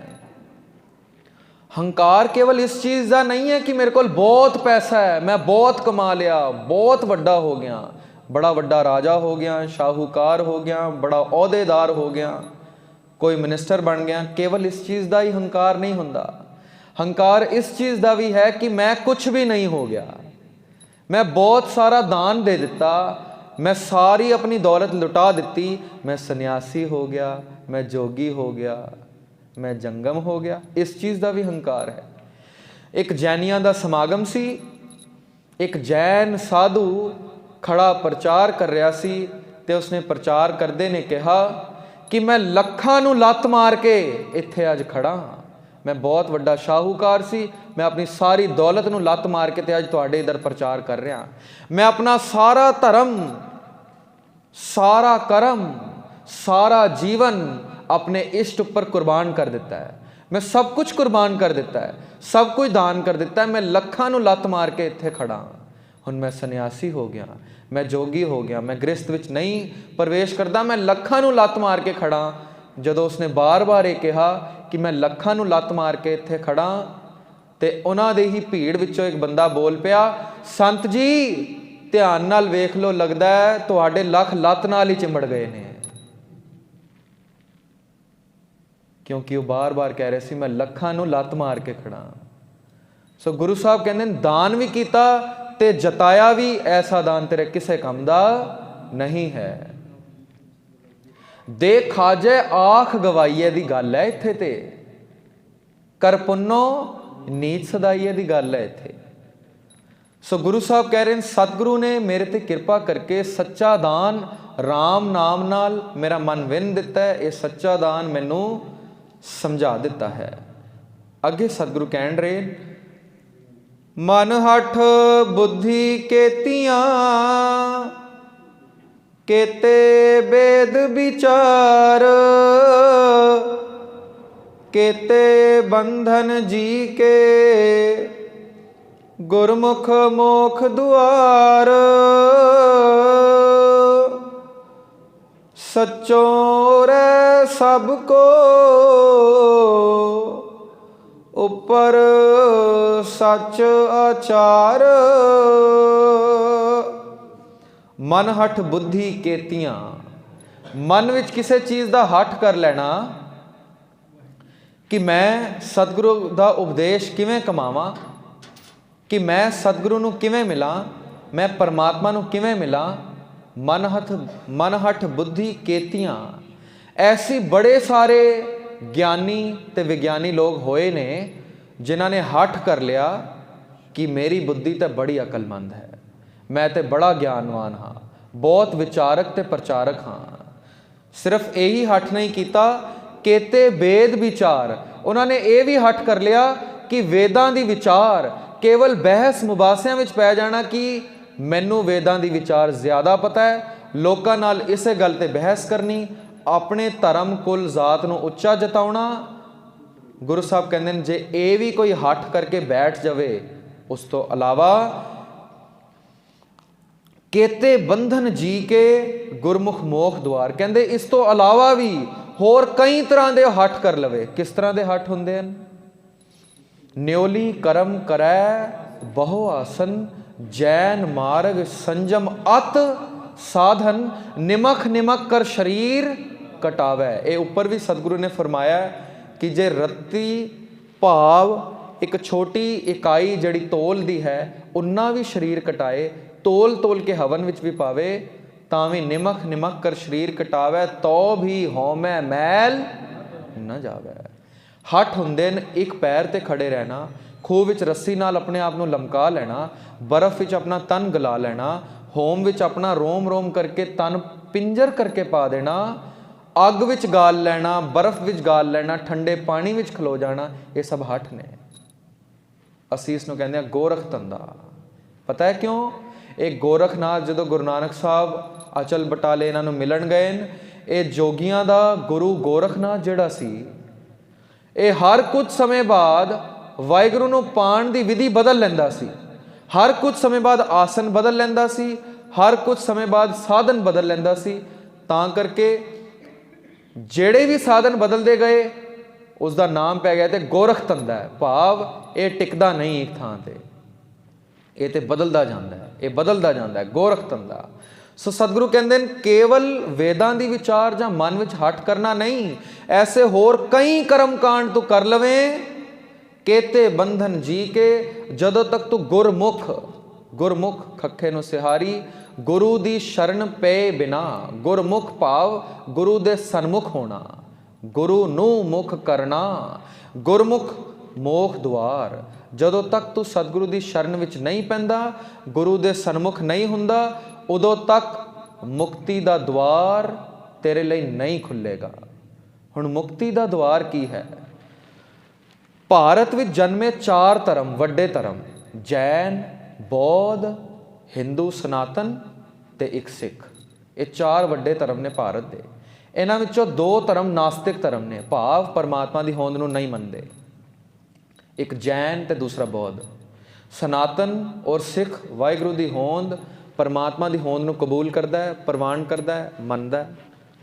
ਪਰ ਜੈਨ ਔਰ ਬੌਧ ਨਹੀਂ ਮੰਨਦੇ। ਉਹ ਕਹਿੰਦੇ ਹਨ ਕੇਵਲ ਕਰਮਾਂ ਨੂੰ ਸ਼ੁੱਧ ਕਰ ਲਓ ਤੇ ਤੁਸੀਂ, ਇੱਕ ਧਰਮ ਕਹਿ ਰਿਹਾ ਕੇਵਲ ਤੱਕ ਪਹੁੰਚ ਜਾਓਗੇ, ਅਫੁਰ ਅਵਸਥਾ ਮਨ ਦੀ, ਤੇ ਦੂਸਰਾ ਕਹਿ ਰਿਹਾ ਸ਼ੂਨ ਤੱਕ ਪਹੁੰਚ ਜਾਓਗੇ। ਹੁਣ ਇਹ ਦੋਨੋਂ ਧਰਮਾਂ ਦੀ ਮੁਕਤੀ ਨੂੰ ਸਤਿਗੁਰੂ ਮੁਕਤੀ ਨਹੀਂ ਮੰਨਦੇ, ਕਿਉਂਕਿ ਦੋਨਾਂ ਧਰਮਾਂ ਦੀ ਮੁਕਤੀ ਕਰਮ ਸਿਧਾਂਤ ਤੱਕ, ਕੇਵਲ ਕਰਮਾਂ ਤੱਕ ਸੀਮਿਤ ਹੈ। ਪਰ ਸਤਿਗੁਰੂ ਜਦੋਂ ਖੰਡ ਸਮਝਾਣਗੇ, ਕਰਮ ਖੰਡ ਤੋਂ ਅੱਗੇ ਵੀ ਕੋਈ ਖੰਡ ਦੱਸਣਗੇ। ਸਭ ਤੋਂ ਪਹਿਲਾ ਖੰਡ ਧਰਮ ਖੰਡ, ਫਿਰ ਗਿਆਨ ਖੰਡ, ਫਿਰ ਸ਼ਰਮ ਖੰਡ, ਫਿਰ ਕਰਮ ਖੰਡ ਆ ਤੇ ਗਿਆ, ਪਰ ਕਰਮ ਖੰਡ ਤੋਂ ਬਾਅਦ ਵੀ ਕੁਝ ਹੈ। ਕੀ? ਸੱਚਖੰਡ। ਇੱਕ ਸੰਤਾਂ ਨੂੰ ਉਹਨਾਂ ਦੇ ਅਨੁਯਾਈ ਨੇ ਪੁੱਛ ਲਿਆ, ਮਹਾਂਪੁਰਖੋ ਦੱਸੋਗੇ ਸੱਚਖੰਡ ਹੁੰਦਾ ਕਿਸ ਤਰ੍ਹਾਂ ਦਾ ਹੈ ਤੇ ਸੱਚਖੰਡ ਪਹੁੰਚਣਾ ਕਿਵੇਂ ਹੈ? ਤੇ ਕਹਿੰਦੇ ਨੇ ਛਾਲ ਬੜੀ ਲੰਬੀ ਤੂੰ ਮਾਰੀ ਹੈ, ਨਾ ਤੂੰ ਪੁੱਛਿਆ ਧਰਮਖੰਡ ਕੀ ਹੁੰਦਾ ਹੈ, ਨਾ ਪੁੱਛਿਆ ਗਿਆਨਖੰਡ ਕੀ ਹੈ, ਸ਼ਰਮਖੰਡ ਕੀ ਹੈ, ਕਰਮਖੰਡ ਕੀ ਹੈ, ਤੂੰ ਸਿੱਧਾ ਹੀ ਛਾਲ ਮਾਰੀ ਸੱਚਖੰਡ ਨੂੰ। ਧਰਮਖੰਡ ਤੇ ਸਮਝ, ਕਹਿੰਦਾ ਬਹੁਤੀਆਂ ਗੱਲਾਂ ਵਿੱਚ ਨਾ ਉਲਝਾਓ, ਮੈਨੂੰ ਸਿੱਧਾ ਸਮਝਾਓ ਸੱਚਖੰਡ ਵਿੱਚ ਹੁੰਦਾ ਕੀ ਹੈ, ਸੱਚਖੰਡ ਪਹੁੰਚਣਾ ਕਿਵੇਂ ਹੈ? ਕਹਿੰਦੇ ਨੇ ਤੂੰ ਜਾਣਾ ਹੈ ਸੱਚਖੰਡ? ਕਹਿੰਦੇ ਹਾਂ ਮੈਂ ਜਾਣਾ ਹੈ ਸੱਚਖੰਡ। ਸਾਰਿਆਂ ਨੇ ਜਾਣਾ ਹੈ ਸੱਚਖੰਡ। ਤੇ ਮਹਾਂਪੁਰਖ ਕਹਿੰਦੇ ਨੇ ਕਿ ਸੱਚਖੰਡ ਉਹ ਹੈ ਜਿੱਥੇ ਤੂੰ ਨਹੀਂ ਹੈ, ਉੱਥੇ ਹੋਰ ਸਭ ਕੁਝ ਹੈ, ਉੱਥੇ ਤੂੰ ਨਹੀਂ ਹੈ। ਸੱਚਖੰਡ ਵਸੈ ਨਿਰੰਕਾਰ। ਸੱਚਖੰਡ ਵਿੱਚ ਹੋਰ ਤਾਂ ਸਭ ਕੁਝ ਹੋ ਸਕਦਾ, ਉੱਥੇ ਕੇਵਲ ਤੂੰ ਨਹੀਂ ਹੋ ਸਕਦਾ। ਕਹਿੰਦਾ ਫਿਰ ਗੋਲੀ ਮਾਰੋ ਐਸੇ ਸੱਚਖੰਡ ਨੂੰ ਜਿੱਥੇ ਮੈਂ ਹੀ ਨਹੀਂ ਹਾਂ, ਆਨੰਦ ਕੀ ਲਵਾਂਗਾ? ਪਰ ਵਾਕਈ ਸੱਚਖੰਡ ਵਿੱਚ ਮੈਂ ਨਹੀਂ ਹੋਵੇਗੀ ਤਾਂ ਹੀ ਸੱਚਖੰਡ ਵਿੱਚ ਪ੍ਰਵੇਸ਼ ਹੋਵੇਗਾ। ਕਬੀਰ ਮੁਕਤ ਦੁਆਰਾ ਸੰਕੁਰਾ, ਰਾਈ ਦਸੈਂ ਪਾਏ, ਮਨ ਤੋਂ ਮੈਗਲ ਹੋਏ ਰਿਹਾ ਨਿਕਸਿਓ ਕਿਉਂ ਕਹਿ ਜਾਏ। ਇਹ ਹਾਥੀ ਵਰਗਾ ਮਨ ਸੱਚਖੰਡ ਵਿੱਚ ਕਿਵੇਂ ਪਹੁੰਚੇਗਾ? ਇਹ ਹਾਥੀ ਵਰਗਾ ਹੰਕਾਰ, ਇਹ ਰਾਈ ਦੇ 10ਵੇਂ ਦੁਆਰ ਜਿਹਨੇ ਮੁਕਤੀ ਦੇ ਦੁਆਰ ਵਿੱਚ ਕਿਵੇਂ ਪਹੁੰਚੇਗਾ? ਇਹ ਮੁਕਤੀ ਦਾ ਦੁਆਰ ਉਹ ਹੈ ਜਦੋਂ ਹਉਮੈ ਦਾ ਕੰਡਾ ਅੰਦਰੋਂ ਨਿਕਲ ਜਾਏ ਔਰ ਵਾਹਿਗੁਰੂ ਦੇ ਦੁਆਰ ਵਿੱਚ ਮੈਂ ਪ੍ਰਵੇਸ਼ ਕਰ ਜਾਵਾਂ। ਅੱਗੇ ਸਤਿਗੁਰੂ ਫਰਮਾ ਰਹੇ ਹਨ, ਸੱਚੋ ਉਰੈ ਸਭ ਕੋ ਉੱਪਰ ਸੱਚ ਆਚਾਰ। ਕਹਿੰਦੇ ਮੈਂ ਫਿਰ ਠੋਕ ਵਜਾ ਕੇ ਗੱਲ ਕਰਦਾ, ਸੱਚੋ ਉਰੈ, ਉਰੈ ਹੁੰਦਾ ਥੱਲੇ ਹੀ ਥੱਲੇ, ਘੱਟ। ਜਿਤਨੇ ਵੀ ਕਰਮ ਕਮਾਏ ਜਾਣ ਸਾਰੇ ਹੀ ਸੱਚ ਤੋਂ ਘੱਟ ਹੀ ਹੋਣਗੇ। ਉੱਪਰ ਸੱਚ ਆਚਾਰ, ਤੇ ਇਸ ਸੱਚ ਦੀ ਪ੍ਰਾਪਤੀ ਲਈ ਸਭ ਤੋਂ ਵਧੀਆ ਸਾਧਨ ਹੈ ਸੱਚਾ ਆਚਾਰ। ਆਪਣਾ ਆਚਰਣ ਨੂੰ ਸ਼ੁੱਧ ਤੇ ਪਵਿੱਤਰ ਰੱਖਣਾ ਹੀ ਸੱਚ ਨੂੰ ਪ੍ਰਾਪਤੀ ਦਾ ਬਹੁਤ ਵਧੀਆ ਸਾਧਨ ਹੈ। ਸਤਿਗੁਰੂ ਕਹਿ ਰਹੇ ਨੇ ਸੱਚੋ ਉਰੈ ਸਭ ਕੋ ਉੱਪਰ ਸੱਚ ਆਚਾਰ। ਅਗਲੀ ਪੰਕਤੀ ਵਿੱਚ ਸਤਿਗੁਰੂ ਫਰਮਾਨ ਕਰ ਰਹੇ ਹਨ, ਸਭ ਕੋ ਊਚਾ ਆਖੀਐ ਨੀਚ ਨਾ ਦੀਸੈ ਕੋਏ, ਇਕ ਨੈ ਭਾਂਡੇ ਸਾਜਿਐ ਇਕ ਚਾਨਣ ਤੇ ਲੋਏ, ਕਰਮ ਮਿਲੈ ਸਚ ਪਾਈਐ ਤੁਰ ਬਖਸ਼ ਨ ਮੇਟੈ ਕੋਏ। ਸਭ ਕੋ ਉੱਚਾ ਆਖੀਐ। ਉੱਪਰ ਦੇ ਇੰਨੇ ਕਰਮਕਾਂਡ ਗਿਣਵਾਨ ਤੋਂ ਬਾਅਦ ਵੀ ਸਤਿਗੁਰੂ ਕਹਿ ਰਹੇ ਨੇ ਕਿ ਮੇਰੀ ਨਜ਼ਰ ਵਿੱਚ ਨੀਵਾਂ ਕੋਈ ਵੀ ਨਹੀਂ, ਮੇਰੀ ਨਜ਼ਰ ਵਿੱਚ ਮੰਦਾ ਕੋਈ ਵੀ ਨਹੀਂ। ਸਭ ਕੋ ਉੱਚਾ ਆਖੀਐ, ਸਾਰੇ ਹੀ ਮੇਰੀ ਨਜ਼ਰ ਵਿੱਚ ਉੱਚੇ ਤੋਂ ਉੱਚੇ ਨੇ। ਕਿਉਂ? ਨੀਚ ਨਾ ਦਿਸੈ ਕੋਈ, ਮੈਨੂੰ ਕੋਈ ਵੀ ਨੀਵਾਂ ਨਹੀਂ ਦਿਖਦਾ, ਕਿਉਂਕਿ ਇੱਕ ਨੇ ਭਾਂਡੇ ਸਾਜਿਐ ਇੱਕ ਚਾਨਣ ਤੇ ਲੋਏ। ਕਿਉਂਕਿ ਸਾਰਿਆਂ ਨੂੰ ਪਰਮਾਤਮਾ ਨੇ ਇੱਕੋ ਭਾਂਡੇ ਵਿੱਚ ਬਣਾ ਦਿੱਤਾ ਹੈ। ਸਭ ਮੈਂ ਜੋਤ, ਜੋਤ ਹੈ ਸੋਏ, ਤਿਸ ਦਾ ਚਾਨਣ ਸਭ ਮੈਂ ਚਾਨਣ ਹੋਏ। ਇੱਕੋ ਤਰ੍ਹਾਂ ਵਾਹਿਗੁਰੂ ਨੇ ਸਾਰਿਆਂ ਨੂੰ ਬਣਾ ਦਿੱਤਾ ਹੈ। ਫਿਰ ਸਤਿਗੁਰੂ ਅੱਗੇ ਇਹ ਵੀ ਕਹਿ ਦਿੰਦੇ ਹਨ ਕਿ ਮੈਨੂੰ ਕੋਈ ਬੁਰਾ ਨਹੀਂ ਦਿਖਦਾ, ਪਰ ਮੈਨੂੰ ਮੇਰਾ ਮੈਂ ਤੇ ਬੁਰਾ ਦਿਖਦਾ। ਹਮ ਨਹੀਂ ਚੰਗੇ ਬੁਰਾ ਨਹੀਂ ਕੋਏ। ਜਾਂ ਫਿਰ ਕਬੀਰ ਸਭ ਤੇ ਹਮ ਬੁਰੇ, ਹਮ ਤਜ ਭਲੋ ਸਭ ਕੋਏ। ਤੇ ਸਤਿਗੁਰੂ ਕਹਿ ਰਹੇ ਨੇ ਭਾਵੇਂ ਜਿਹੜੇ ਕਰਮ ਕਾਂਡ ਕਰ ਰਹੇ ਨੇ ਉਹ ਵੀ ਮੈਨੂੰ ਮਾੜੇ, ਨੀਵੇਂ ਜਾਂ ਮੰਦੇ ਨਹੀਂ ਲੱਗਦੇ। ਉਹ ਵੀ ਮੈਨੂੰ ਉੱਚੇ ਹੀ ਦਿਸਦੇ ਹਨ। ਇੱਕ ਇਹ ਧਰਮੀ ਦੀ ਬਹੁਤ ਵੱਡੀ ਪਛਾਣ ਹੈ ਕਿ ਉਹ ਧਰਮੀ ਕਿਸੇ ਨੂੰ ਮੰਦਾ ਨਾ ਕਵੇ। ਮੰਦਾ ਕਿਸੇ ਨਾ ਆਖੀਐ, ਪੜ ਅੱਖਰ ਇਹੋ ਬੁੱਝੀਐ। ਸਮਾਪਤੀ ਦਾ ਇੱਥੇ ਮੈਨੂੰ ਮੈਸੇਜ ਮਿਲਿਆ। ਸ਼ਬਦ ਦੀ ਵਿਚਾਰ ਇੱਥੇ ਹੀ ਰੋਕਣੀ ਹੈ, ਕੰਪਲੀਟ ਕਰਨੀ ਹੈ? ਬਰੀਫ ਚ ਕਰ ਦਿਓ, 2 ਜੁਗਰ। ਹਾਂਜੀ। ਸੋ ਧਰਮੀ ਉਹ ਹੈ ਜਿਹੜਾ ਕਿਸੇ ਬਾਰੇ ਮਾੜਾ ਨਾ ਬੋਲੇ, ਕਿਸੇ ਬਾਰੇ ਵੀ, ਭਾਵੇਂ ਉਹ ਪਾਪੀ ਹੈ, ਕੁਕਰਮੀ ਹੈ, ਦੁਰਾਚਾਰੀ ਹੈ। ਜਿਵੇਂ ਇੱਕ ਛੋਟਾ ਜਿਹਾ ਪ੍ਰਕਰਨ ਸਾਂਝਾ ਕਰ ਜਾਵਾਂ। ਮੁਹੰਮਦ ਸਾਹਿਬ ਦਾ ਨਾਤੀ ਦੇਖਦਾ, ਮੁਹੰਮਦ ਸਾਹਿਬ ਬੜੇ ਸਰੂਰ ਵਿੱਚ ਸਵੇਰੇ ਆਏ ਨੇ। ਨਾਨਾ ਜਾਨ ਕਿਧਰੋਂ ਆਏ ਹੋ? ਨਮਾਜ਼ ਪੜ੍ਹ ਕੇ ਆਇਆ ਹਾਂ। ਨਮਾਜ਼ ਪੜ੍ਹ ਕੇ ਸਰੂਰ ਮਿਲਦਾ ਹੈ, ਬਹੁਤ ਖੁਸ਼ੀ ਮਿਲਦੀ ਹੈ, ਕੱਲ ਮੈਂ ਵੀ ਜਾਵਾਂਗਾ। ਇਹ ਛੋਟਾ ਜਿਹਾ 5-7 ਸਾਲਾਂ ਦਾ ਨਾਤੀ ਮੁਹੰਮਦ ਸਾਹਿਬ ਨਾਲ ਅੱਜ ਮੱਕੇ ਗਿਆ ਹੈ। ਅੰਮ੍ਰਿਤ ਵੇਲੇ ਦੀ ਨਮਾਜ਼ ਪੜ੍ਹਨ, ਅਸਰ ਦੀ ਨਮਾਜ਼ ਪੜ੍ਹਨ ਗਿਆ ਹੈ। ਨਮਾਜ਼ ਪੜ੍ਹ ਕੇ ਬਾਹਰ ਆਏ ਨੇ, ਇਹ ਬੜੇ ਸਰੂਰ ਵਿੱਚ, ਬੜੀ ਖੁਸ਼ੀ। ਨਾਨਾ ਜਾਨ ਇੰਨੀ ਖੁਸ਼ੀ ਹੈ ਅੰਮ੍ਰਿਤ ਵੇਲੇ ਵਿੱਚ? ਹਾਂ ਬੱਚੇ, ਇਤਨੀ ਖੁਸ਼ੀ ਹੈ। ਇਹ ਗੱਲਾਂ ਕਰਦਾ ਮੁਹੰਮਦ ਸਾਹਿਬ ਨਾਲ ਗੁਜ਼ਰ ਰਿਹਾ ਹੈ। ਅਰਬ ਦੇਸ਼, ਗਰਮੀ ਦਾ ਸ਼ਹਿਰ, ਤਪਸ਼ ਪੈ ਰਹੀ ਹੈ, ਰਾਤੀ ਲੋਕੀ ਬਾਹਰ ਹੀ ਸੁੱਤੇ ਨੇ। ਇਹ ਅੰਮ੍ਰਿਤ ਵੇਲੇ ਦੀ ਠੰਡ ਨੂੰ ਮਾਣ ਰਹੇ ਲੋਕੀ ਸੋ ਰਹੇ ਨੇ। ਤੇ ਪਤਾ ਹੈ ਨਾਤੀ ਕੀ ਕਹਿੰਦਾ ਲੋਕਾਂ ਨੂੰ ਵੇਖ ਕੇ? ਨਾਨਾ ਜਾਨ ਇਹ ਤੇ ਸਾਰੇ ਨਰਕਾਂ ਨੂੰ ਜਾਣਗੇ। ਹੋ ਗਿਆ ਅਸਰ ਦੀ ਨਮਾਜ਼ ਦਾ ਵਕਤ ਤੇ ਸਾਰੇ ਸੁੱਤੇ ਪਏ ਨੇ, ਸਾਰੇ ਹੀ ਨਰਕਾਂ ਨੂੰ ਜਾਣਗੇ। ਇਹ ਤੇ ਕਿਸੇ ਕੰਮਾਂ ਦੇ ਨਹੀਂ ਹੈ, ਇਹਨਾਂ ਨੂੰ ਪਤਾ ਹੀ ਨਹੀਂ ਕਿ ਨਮਾਜ਼ ਦਾ ਵਕਤ ਹੋ ਗਿਆ। ਮੁਹੰਮਦ ਸਾਹਿਬ ਪਕੜ ਲੈਂਦੇ ਨੇ ਹੱਥ, ਕਹਿੰਦੇ ਨੇ ਚੱਲ ਨਮਾਜ਼ ਪੜ੍ਹਨ ਚੱਲੀਏ। ਕਹਿੰਦੇ ਹੁਣੇ ਤੇ ਪੜ੍ਹ ਕੇ ਆਏ ਆ। ਕਹਿੰਦੇ ਤੂੰ ਆਪਣੀ ਨਮਾਜ਼ ਤੇ ਖਰਾਬ ਕੀਤੀ ਹੈ, ਮੇਰੀ ਵੀ ਖਰਾਬ ਕੀਤੀ ਹੈ। ਕਹਿੰਦੇ ਇੱਕ ਦਿਨ ਤੂੰ ਅੰਮ੍ਰਿਤ ਵੇਲਾ ਜਾਗਿਆ ਹੈ, ਪਹਿਲੀ ਵਾਰ ਅਸਰ ਦੀ ਨਮਾਜ਼ ਪੜ੍ਹੀ ਹੈ ਤੇ ਨਰਕਾਂ ਦੀ ਟਿਕਟਾਂ ਹੀ ਵੰਡੀ ਜਾ ਤੂੰ। ਉਹ ਵੀ ਨਰਕਾਂ ਨੂੰ ਜਾਣਗੇ, ਆਹ ਵੀ ਨਰਕਾਂ ਨੂੰ ਜਾਣਗੇ। ਉਹ ਵੀ ਧਰਮੀ ਤਾਂ ਉਹ ਹੈ ਜਿਹੜਾ ਆਪਣੇ ਆਪ ਨੂੰ ਸਭ ਤੋਂ ਮੰਦਾ ਜਾਣੇ। ਮੈਨੂੰ ਗੁਰੂ ਨਾਨਕ ਸਾਹਿਬ ਤੋਂ ਵੱਡਾ ਧਰਮੀ ਕੋਈ ਨਹੀਂ ਲੱਭਦਾ। ਜਪਜੀ ਸਾਹਿਬ ਦੀ ਪੰਕਤੀ ਪੜ੍ਹੀਏ ਤੇ ਕੰਠ ਰੁਕਦਾ। 18ਵੀਂ ਪੌੜੀ, ਨਾਨਕ ਨੀਚ ਕਹੈ ਵਿਚਾਰ। ਜਪਜੀ ਸਾਹਿਬ ਵਿੱਚ, ਸੰਪੂਰਨ ਜਪਜੀ ਸਾਹਿਬ ਬਾਣੀ ਵਿੱਚ ਕੇਵਲ 2 ਜਗ੍ਹਾ ਨਾਨਕ ਸ਼ਬਦ ਨੂੰ ਔਂਕੜ ਆਏਗਾ। ਧਿਆਨ ਨਾਲ ਪੜ੍ਹੀਏ। ਉੱਥੇ ਨਾਨਕ ਤੋਂ ਭਾਵ ਆਪਣੀ ਗੱਲ ਹੋ ਰਹੀ ਹੈ। ਨਾਨਕ ਨੀਚ ਕਹੈ ਵਿਚਾਰ। ਇੱਕ 27ਵੀਂ ਪੌੜੀ ਵਿੱਚ ਆਏਗਾ, ਲੱਭਣਾ ਤੁਸੀਂ ਆਪ, ਹੋਮਵਰਕ ਤੁਹਾਡਾ। ਸਤਿਗੁਰੂ ਕਹਿ ਰਹੇ ਨੇ, ਇਕ ਨੈ ਭਾਂਡੇ ਸਾਜੇ ਇੱਕ ਚਾਨਣ ਤੇ ਲੋਏ, ਕਰਮ ਮਿਲੈ ਸਚ ਪਾਈਐ ਧੁਰ ਬਖਸ਼ ਨ ਮੇਟੈ ਕੋਏ। ਕੇਵਲ ਵਾਹਿਗੁਰੂ ਦੇ ਕਰਮ ਭਾਵ ਕਿਰਪਾ ਦੁਆਰਾ ਹੀ ਵਾਹਿਗੁਰੂ ਨੂੰ ਮਿਲਿਆ ਜਾ ਸਕਦਾ ਹੈ। ਔਰ ਜਿਸ ਨੂੰ ਮਿਲ ਗਿਆ ਵਾਹਿਗੁਰੂ, ਉਸ ਦੇ ਸਾਰੇ ਪਾਪਾਂ ਦੀ ਖਲਾਸੀ ਹੋ ਗਈ। ਉਸ ਤੋਂ ਵਾਹਿਗੁਰੂ ਫਿਰ ਓਲੇ ਨਹੀਂ ਹੋ ਸਕਦਾ। ਪਰ ਦਾਵਾ ਕੋਈ ਨਹੀਂ ਕਿ ਮੈਨੂੰ ਮਿਲੇਗਾ। ਭਾਵੇਂ ਤੂੰ ਅੰਮ੍ਰਿਤ ਵੇਲਾ ਜਾਗ, ਦਾਵਾ ਨਹੀਂ ਠੋਕ ਸਕਦਾ। ਦਾਤੀ ਸਾਹਿਬ ਸੰਧੀ ਹੈ, ਕਿਆ ਚੱਲੈ ਤਿਸ ਨਾਲ, ਇੱਕ ਜਾਗੰਦੇ ਨਾ ਲਹਿਨ, ਇੱਕ ਨਾ ਸੁੱਤਿਆਂ ਦੇ ਉਠਾਲ। ਅੰਮ੍ਰਿਤ ਵੇਲਾ ਜਾਗਣਾ ਹੈ, ਪਰ ਦਾਵਾ ਨਹੀਂ ਕਰ ਸਕਦੇ ਕਿ ਅਸੀਂ ਜਾਗ ਲਿਆ ਤੇ ਸਾਨੂੰ ਮਿਲ ਗਿਆ। ਅਗਲੀ ਪੰਕਤੀ ਵੀ ਸਤਿਗੁਰੂ ਫਰਮਾਨ ਕਰ ਰਹੇ ਹਨ, ਸਾਧ ਮਿਲੈ ਸਾਧੂ ਜਨੈ, ਸੰਤੋਖ ਵਸੈ ਗੁਰ ਪਾਏ। ਜਦੋਂ ਸਾਧ, ਇਹ ਗੁਰਸਿੱਖ, ਸਾਧੂ ਪਲੂਰਲ, ਸਤ ਸੰਗਤ ਵਿੱਚ ਬੈਠਦਾ ਹੈ, ਆ ਕੇ ਮਿਲਦਾ ਹੈ, ਇਸ ਦੇ ਮਨ ਵਿੱਚ ਸੰਤੋਖ ਵਸ ਜਾਂਦਾ ਹੈ, ਸਤਿਗੁਰੂ ਦੇ ਲਈ ਪਿਆਰ ਪੈਦਾ ਹੋ ਜਾਂਦਾ ਹੈ। ਅਕਥ ਕਥਾ ਵਿਚਾਰੀਐ, ਜੇ ਸਤਿਗੁਰ ਮਾਹੇ ਸਮਾਏ। ਸਤਿਗੁਰੂ ਦੇ ਵਿੱਚ ਸਮਾਨ ਦੇ ਇਵਜ਼ ਵਿੱਚ ਉਸ ਦਾ ਫਲ ਇਸ ਨੂੰ ਇਹ ਮਿਲਦਾ ਹੈ ਕਿ ਇਹ ਅਕਥ ਕਥਾ ਪਰਮਾਤਮਾ ਦੀ ਵਿਚਾਰ ਨੂੰ ਸਮਝ ਜਾਂਦਾ ਹੈ। ਪਰਮਾਤਮਾ ਹੈ ਕਿ ਇਹ ਸਮਝਾ ਤੇ ਨਹੀਂ ਪਾਉਂਦਾ, ਪਰ ਸਮਝ ਜ਼ਰੂਰ ਜਾਂਦਾ ਹੈ। ਰਾਮ ਪਦਾਰਥ ਪਾਏ ਕੈ, ਕਬੀਰਾ ਗਾਂਠ ਨਾ ਖੋਲ। ਨਹੀਂ ਪੱਟਣ, ਨਹੀਂ ਪਾਰਖੂ, ਨਹੀਂ ਗਾਹਕ, ਨਹੀਂ ਮੋਲ। ਇਹ ਸਮਝ ਤਾਂ ਜਾਂਦਾ ਹੈ ਵਾਹਿਗੁਰੂ ਕੀ ਹੈ, ਪਰ ਸਮਝਾ ਦੇ ਇਤਨੀ ਵੱਡੀ ਜ਼ਬਾਨ ਨਹੀਂ।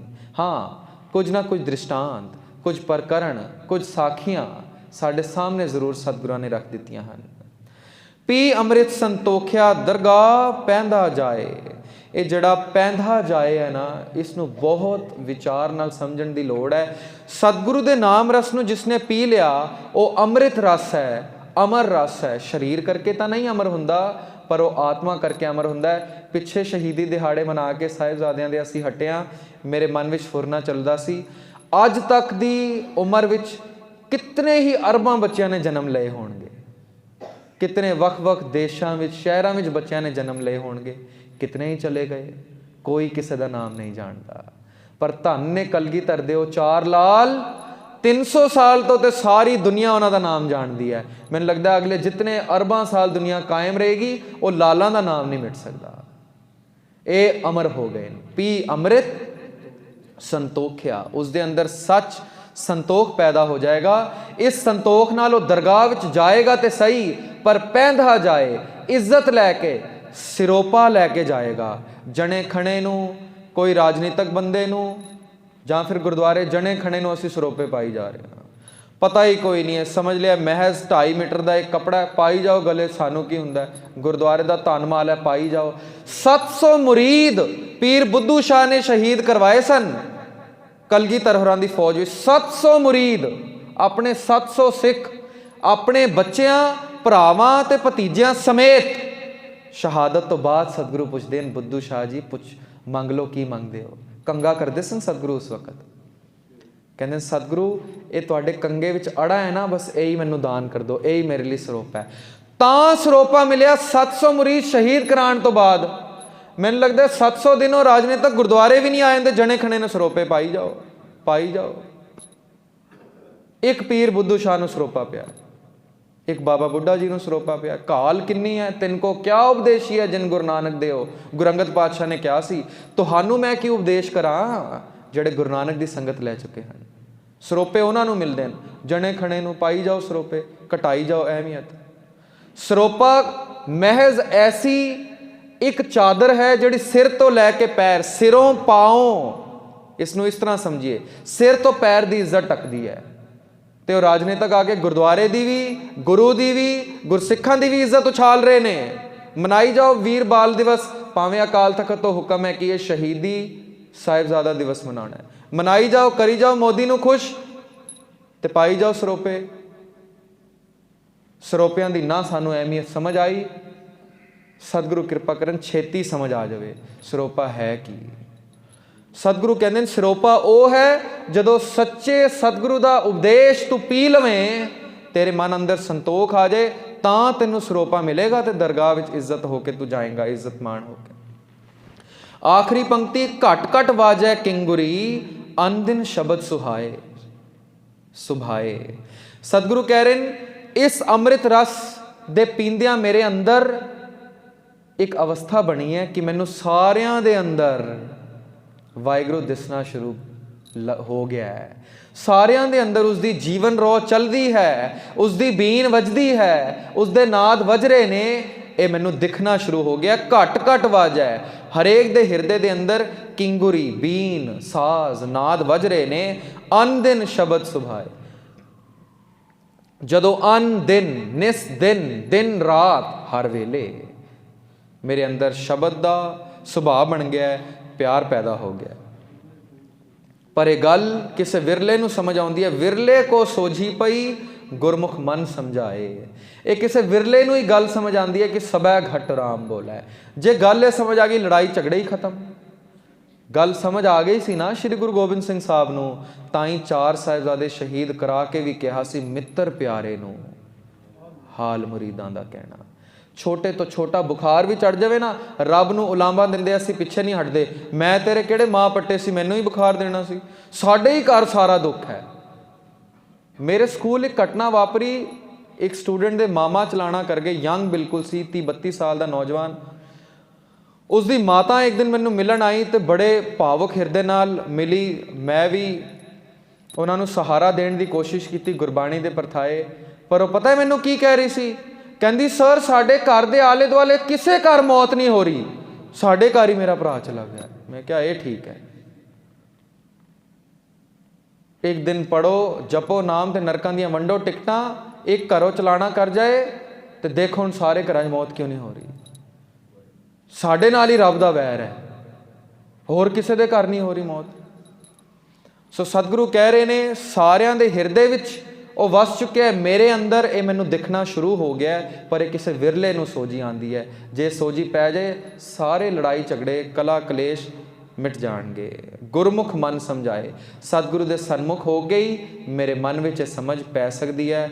ਨਾਨਕ ਨਾਮ ਨਾ ਵਿਸਰੈ ਛੂਟੈ ਸ਼ਬਦ ਕਮਾਏ। ਸਤਿਗੁਰੂ ਨਾਨਕ ਦੇਵ ਜੀ, ਨਾਨਕ ਨੂੰ ਔਂਕੜ ਨਹੀਂ ਹੈ। ਨਾਨਕ ਕੇਵਲ ਵਕਤਾ, ਕੇਵਲ ਲਿਖਾਰੀ, ਕੇਵਲ ਕਵੀ ਹੋਣ ਦਾ ਦਾਅਵਾ ਕਰਦੇ ਹਨ। ਅੱਗੇ ਸਾਨੂੰ ਵਿਚਾਰ ਸਮਝਾ ਰਹੇ ਹਨ, ਨਾਮ ਨਾ ਵਿਸਰੈ, ਛੂਟੈ ਸ਼ਬਦ ਕਮਾਏ। ਐ ਹਰੀ ਪਰਮੇਸ਼ਰ, ਮੈਨੂੰ ਤੇਰਾ ਨਾਮ ਕਦੀ ਵੀ ਨਾ ਵਿਸਰੇ। ਗੁਰਾ ਇੱਕ ਦੇ ਬੁਝਾਈ, ਸਭਨਾ ਜੀਆਂ ਕਾ ਇੱਕ ਦਾਤਾ, ਸੋ ਮੈਂ ਵਿਸਰ ਨਾ ਜਾਈ। ਮੈਨੂੰ ਤੇਰਾ ਨਾਮ ਕਦੀ ਨਾ ਵਿਸਰੇ, ਤੇਰਾ ਨਾਮ ਨਾ ਵਿਸਰੇ। ਮੈਂ ਸ਼ਬਦ ਦੀ ਕਮਾਈ ਕਰ ਲਵਾਂ। ਇਸ ਸ਼ਬਦ ਦੀ ਕਮਾਈ ਤੋਂ ਬਾਅਦ ਹੀ ਮੈਂ ਆਪਣੇ ਮਨ ਨੂੰ ਸਾਧ ਸਕਦਾ, ਸਮਝਾ ਸਕਦਾ ਅਤੇ ਮਨ ਨੂੰ ਸਤਿਗੁਰੂ ਦੇ ਚਰਨਾਂ ਵਿੱਚ ਲਗਾ ਸਕਦਾ। ਅਸੀਂ ਵੀ ਕੋਸ਼ਿਸ਼ ਕਰੀਏ, ਜਿੱਥੇ ਨਾਮ ਸਿਮਰਨ ਦੀ ਬਾਰ-ਬਾਰ ਸਤਿਗੁਰੂ ਗੱਲ ਕਰਦੇ ਹਨ, ਉੱਥੇ ਵਾਹਿਗੁਰੂ ਨਾਮ ਦਾ ਜਾਪ ਘੱਟ ਤੋਂ ਘੱਟ ਆਪਣੇ ਜੀਵਨ ਵਿੱਚ 5-6 ਮਿੰਟ ਜ਼ਰੂਰ ਕਰੀਏ। ਸ਼ਬਦ ਦੀ ਕਮਾਈ ਕਰੀਏ। ਕਮਾਈ ਕੀ ਹੈ? ਬਹੁਤ ਸੌਖੇ ਸ਼ਬਦਾਂ ਵਿੱਚ ਕਮਾਈ ਨੂੰ ਸਮਝਣਾ ਹੋਵੇ ਤੇ ਅਰਦਾਸ ਦਾ ਦੂਸਰਾ ਔਰ ਤੀਸਰਾ ਪਦਾ ਪੜ੍ਹ ਲੈਣਾ। 5 ਪਿਆਰਿਆਂ, 4 ਸਾਹਿਬਜ਼ਾਦਿਆਂ, 40 ਮੁਕਤਿਆਂ, ਹੱਠੀਆਂ ਜਪੀਆਂ ਤਪੀਆਂ ਹੁਣ ਕਮਾਈ ਹੈ। ਜਿਨ੍ਹਾਂ ਨਾਮ ਜਪਿਆ, ਵੰਡ ਛਕਿਆ, ਦੇਗ ਚਲਾਈ, ਤੇਗ ਵਾਹੀ, ਦੇਖ ਕੇ ਅੰਡਿਟ ਕੀਤਾ। ਤਿਨਾਂ ਪਿਆਰਿਆਂ ਸਚਿਆਰਿਆਂ ਦੀ ਕਮਾਈ ਦਾ ਧਿਆਨ ਕਰਕੇ ਬੋਲੋ ਜੀ ਵਾਹਿਗੁਰੂ। ਸਤਿਗੁਰੂ ਕਿਰਪਾ ਕਰਨ, ਐਸੀ ਕਮਾਈ ਅਸੀਂ ਵੀ ਕਰ ਲਈਏ, ਨਿਤਨੇਮ ਨਾਮ ਸਿਮਰਨ ਦੇ ਧਾਰਨੀ ਹੋਈਏ। 2-3 ਹਾਜ਼ਰੀਆਂ ਇੱਥੇ ਹੋਰ ਸਤਿਗੁਰੂ ਕਿਰਪਾ ਕਰਕੇ ਆਪ ਸੇਵਾ ਲੈ ਲੈਣ। ਸਤਿਗੁਰੂ ਜੀ ਦਾ ਕੋਟਾਨ ਕੋਟ ਸ਼ੁਕਰ, ਜੋ ਸ਼ਬਦ ਦੀ ਵਿਚਾਰ ਆਪ ਦੇ ਸਨਮੁਖ ਰਖਵਾਈ ਹੈ। ਹੋਈਆਂ ਭੁੱਲਾਂ ਚੁੱਕਾਂ ਦੀ ਖਿਮਾ, ਗੱਜ ਵੱਜ ਕੇ ਫਤਿਹ ਗਜਾਈਏ ਜੀ। ਵਾਹਿਗੁਰੂ ਜੀ ਕਾ ਖਾਲਸਾ, ਵਾਹਿਗੁਰੂ ਜੀ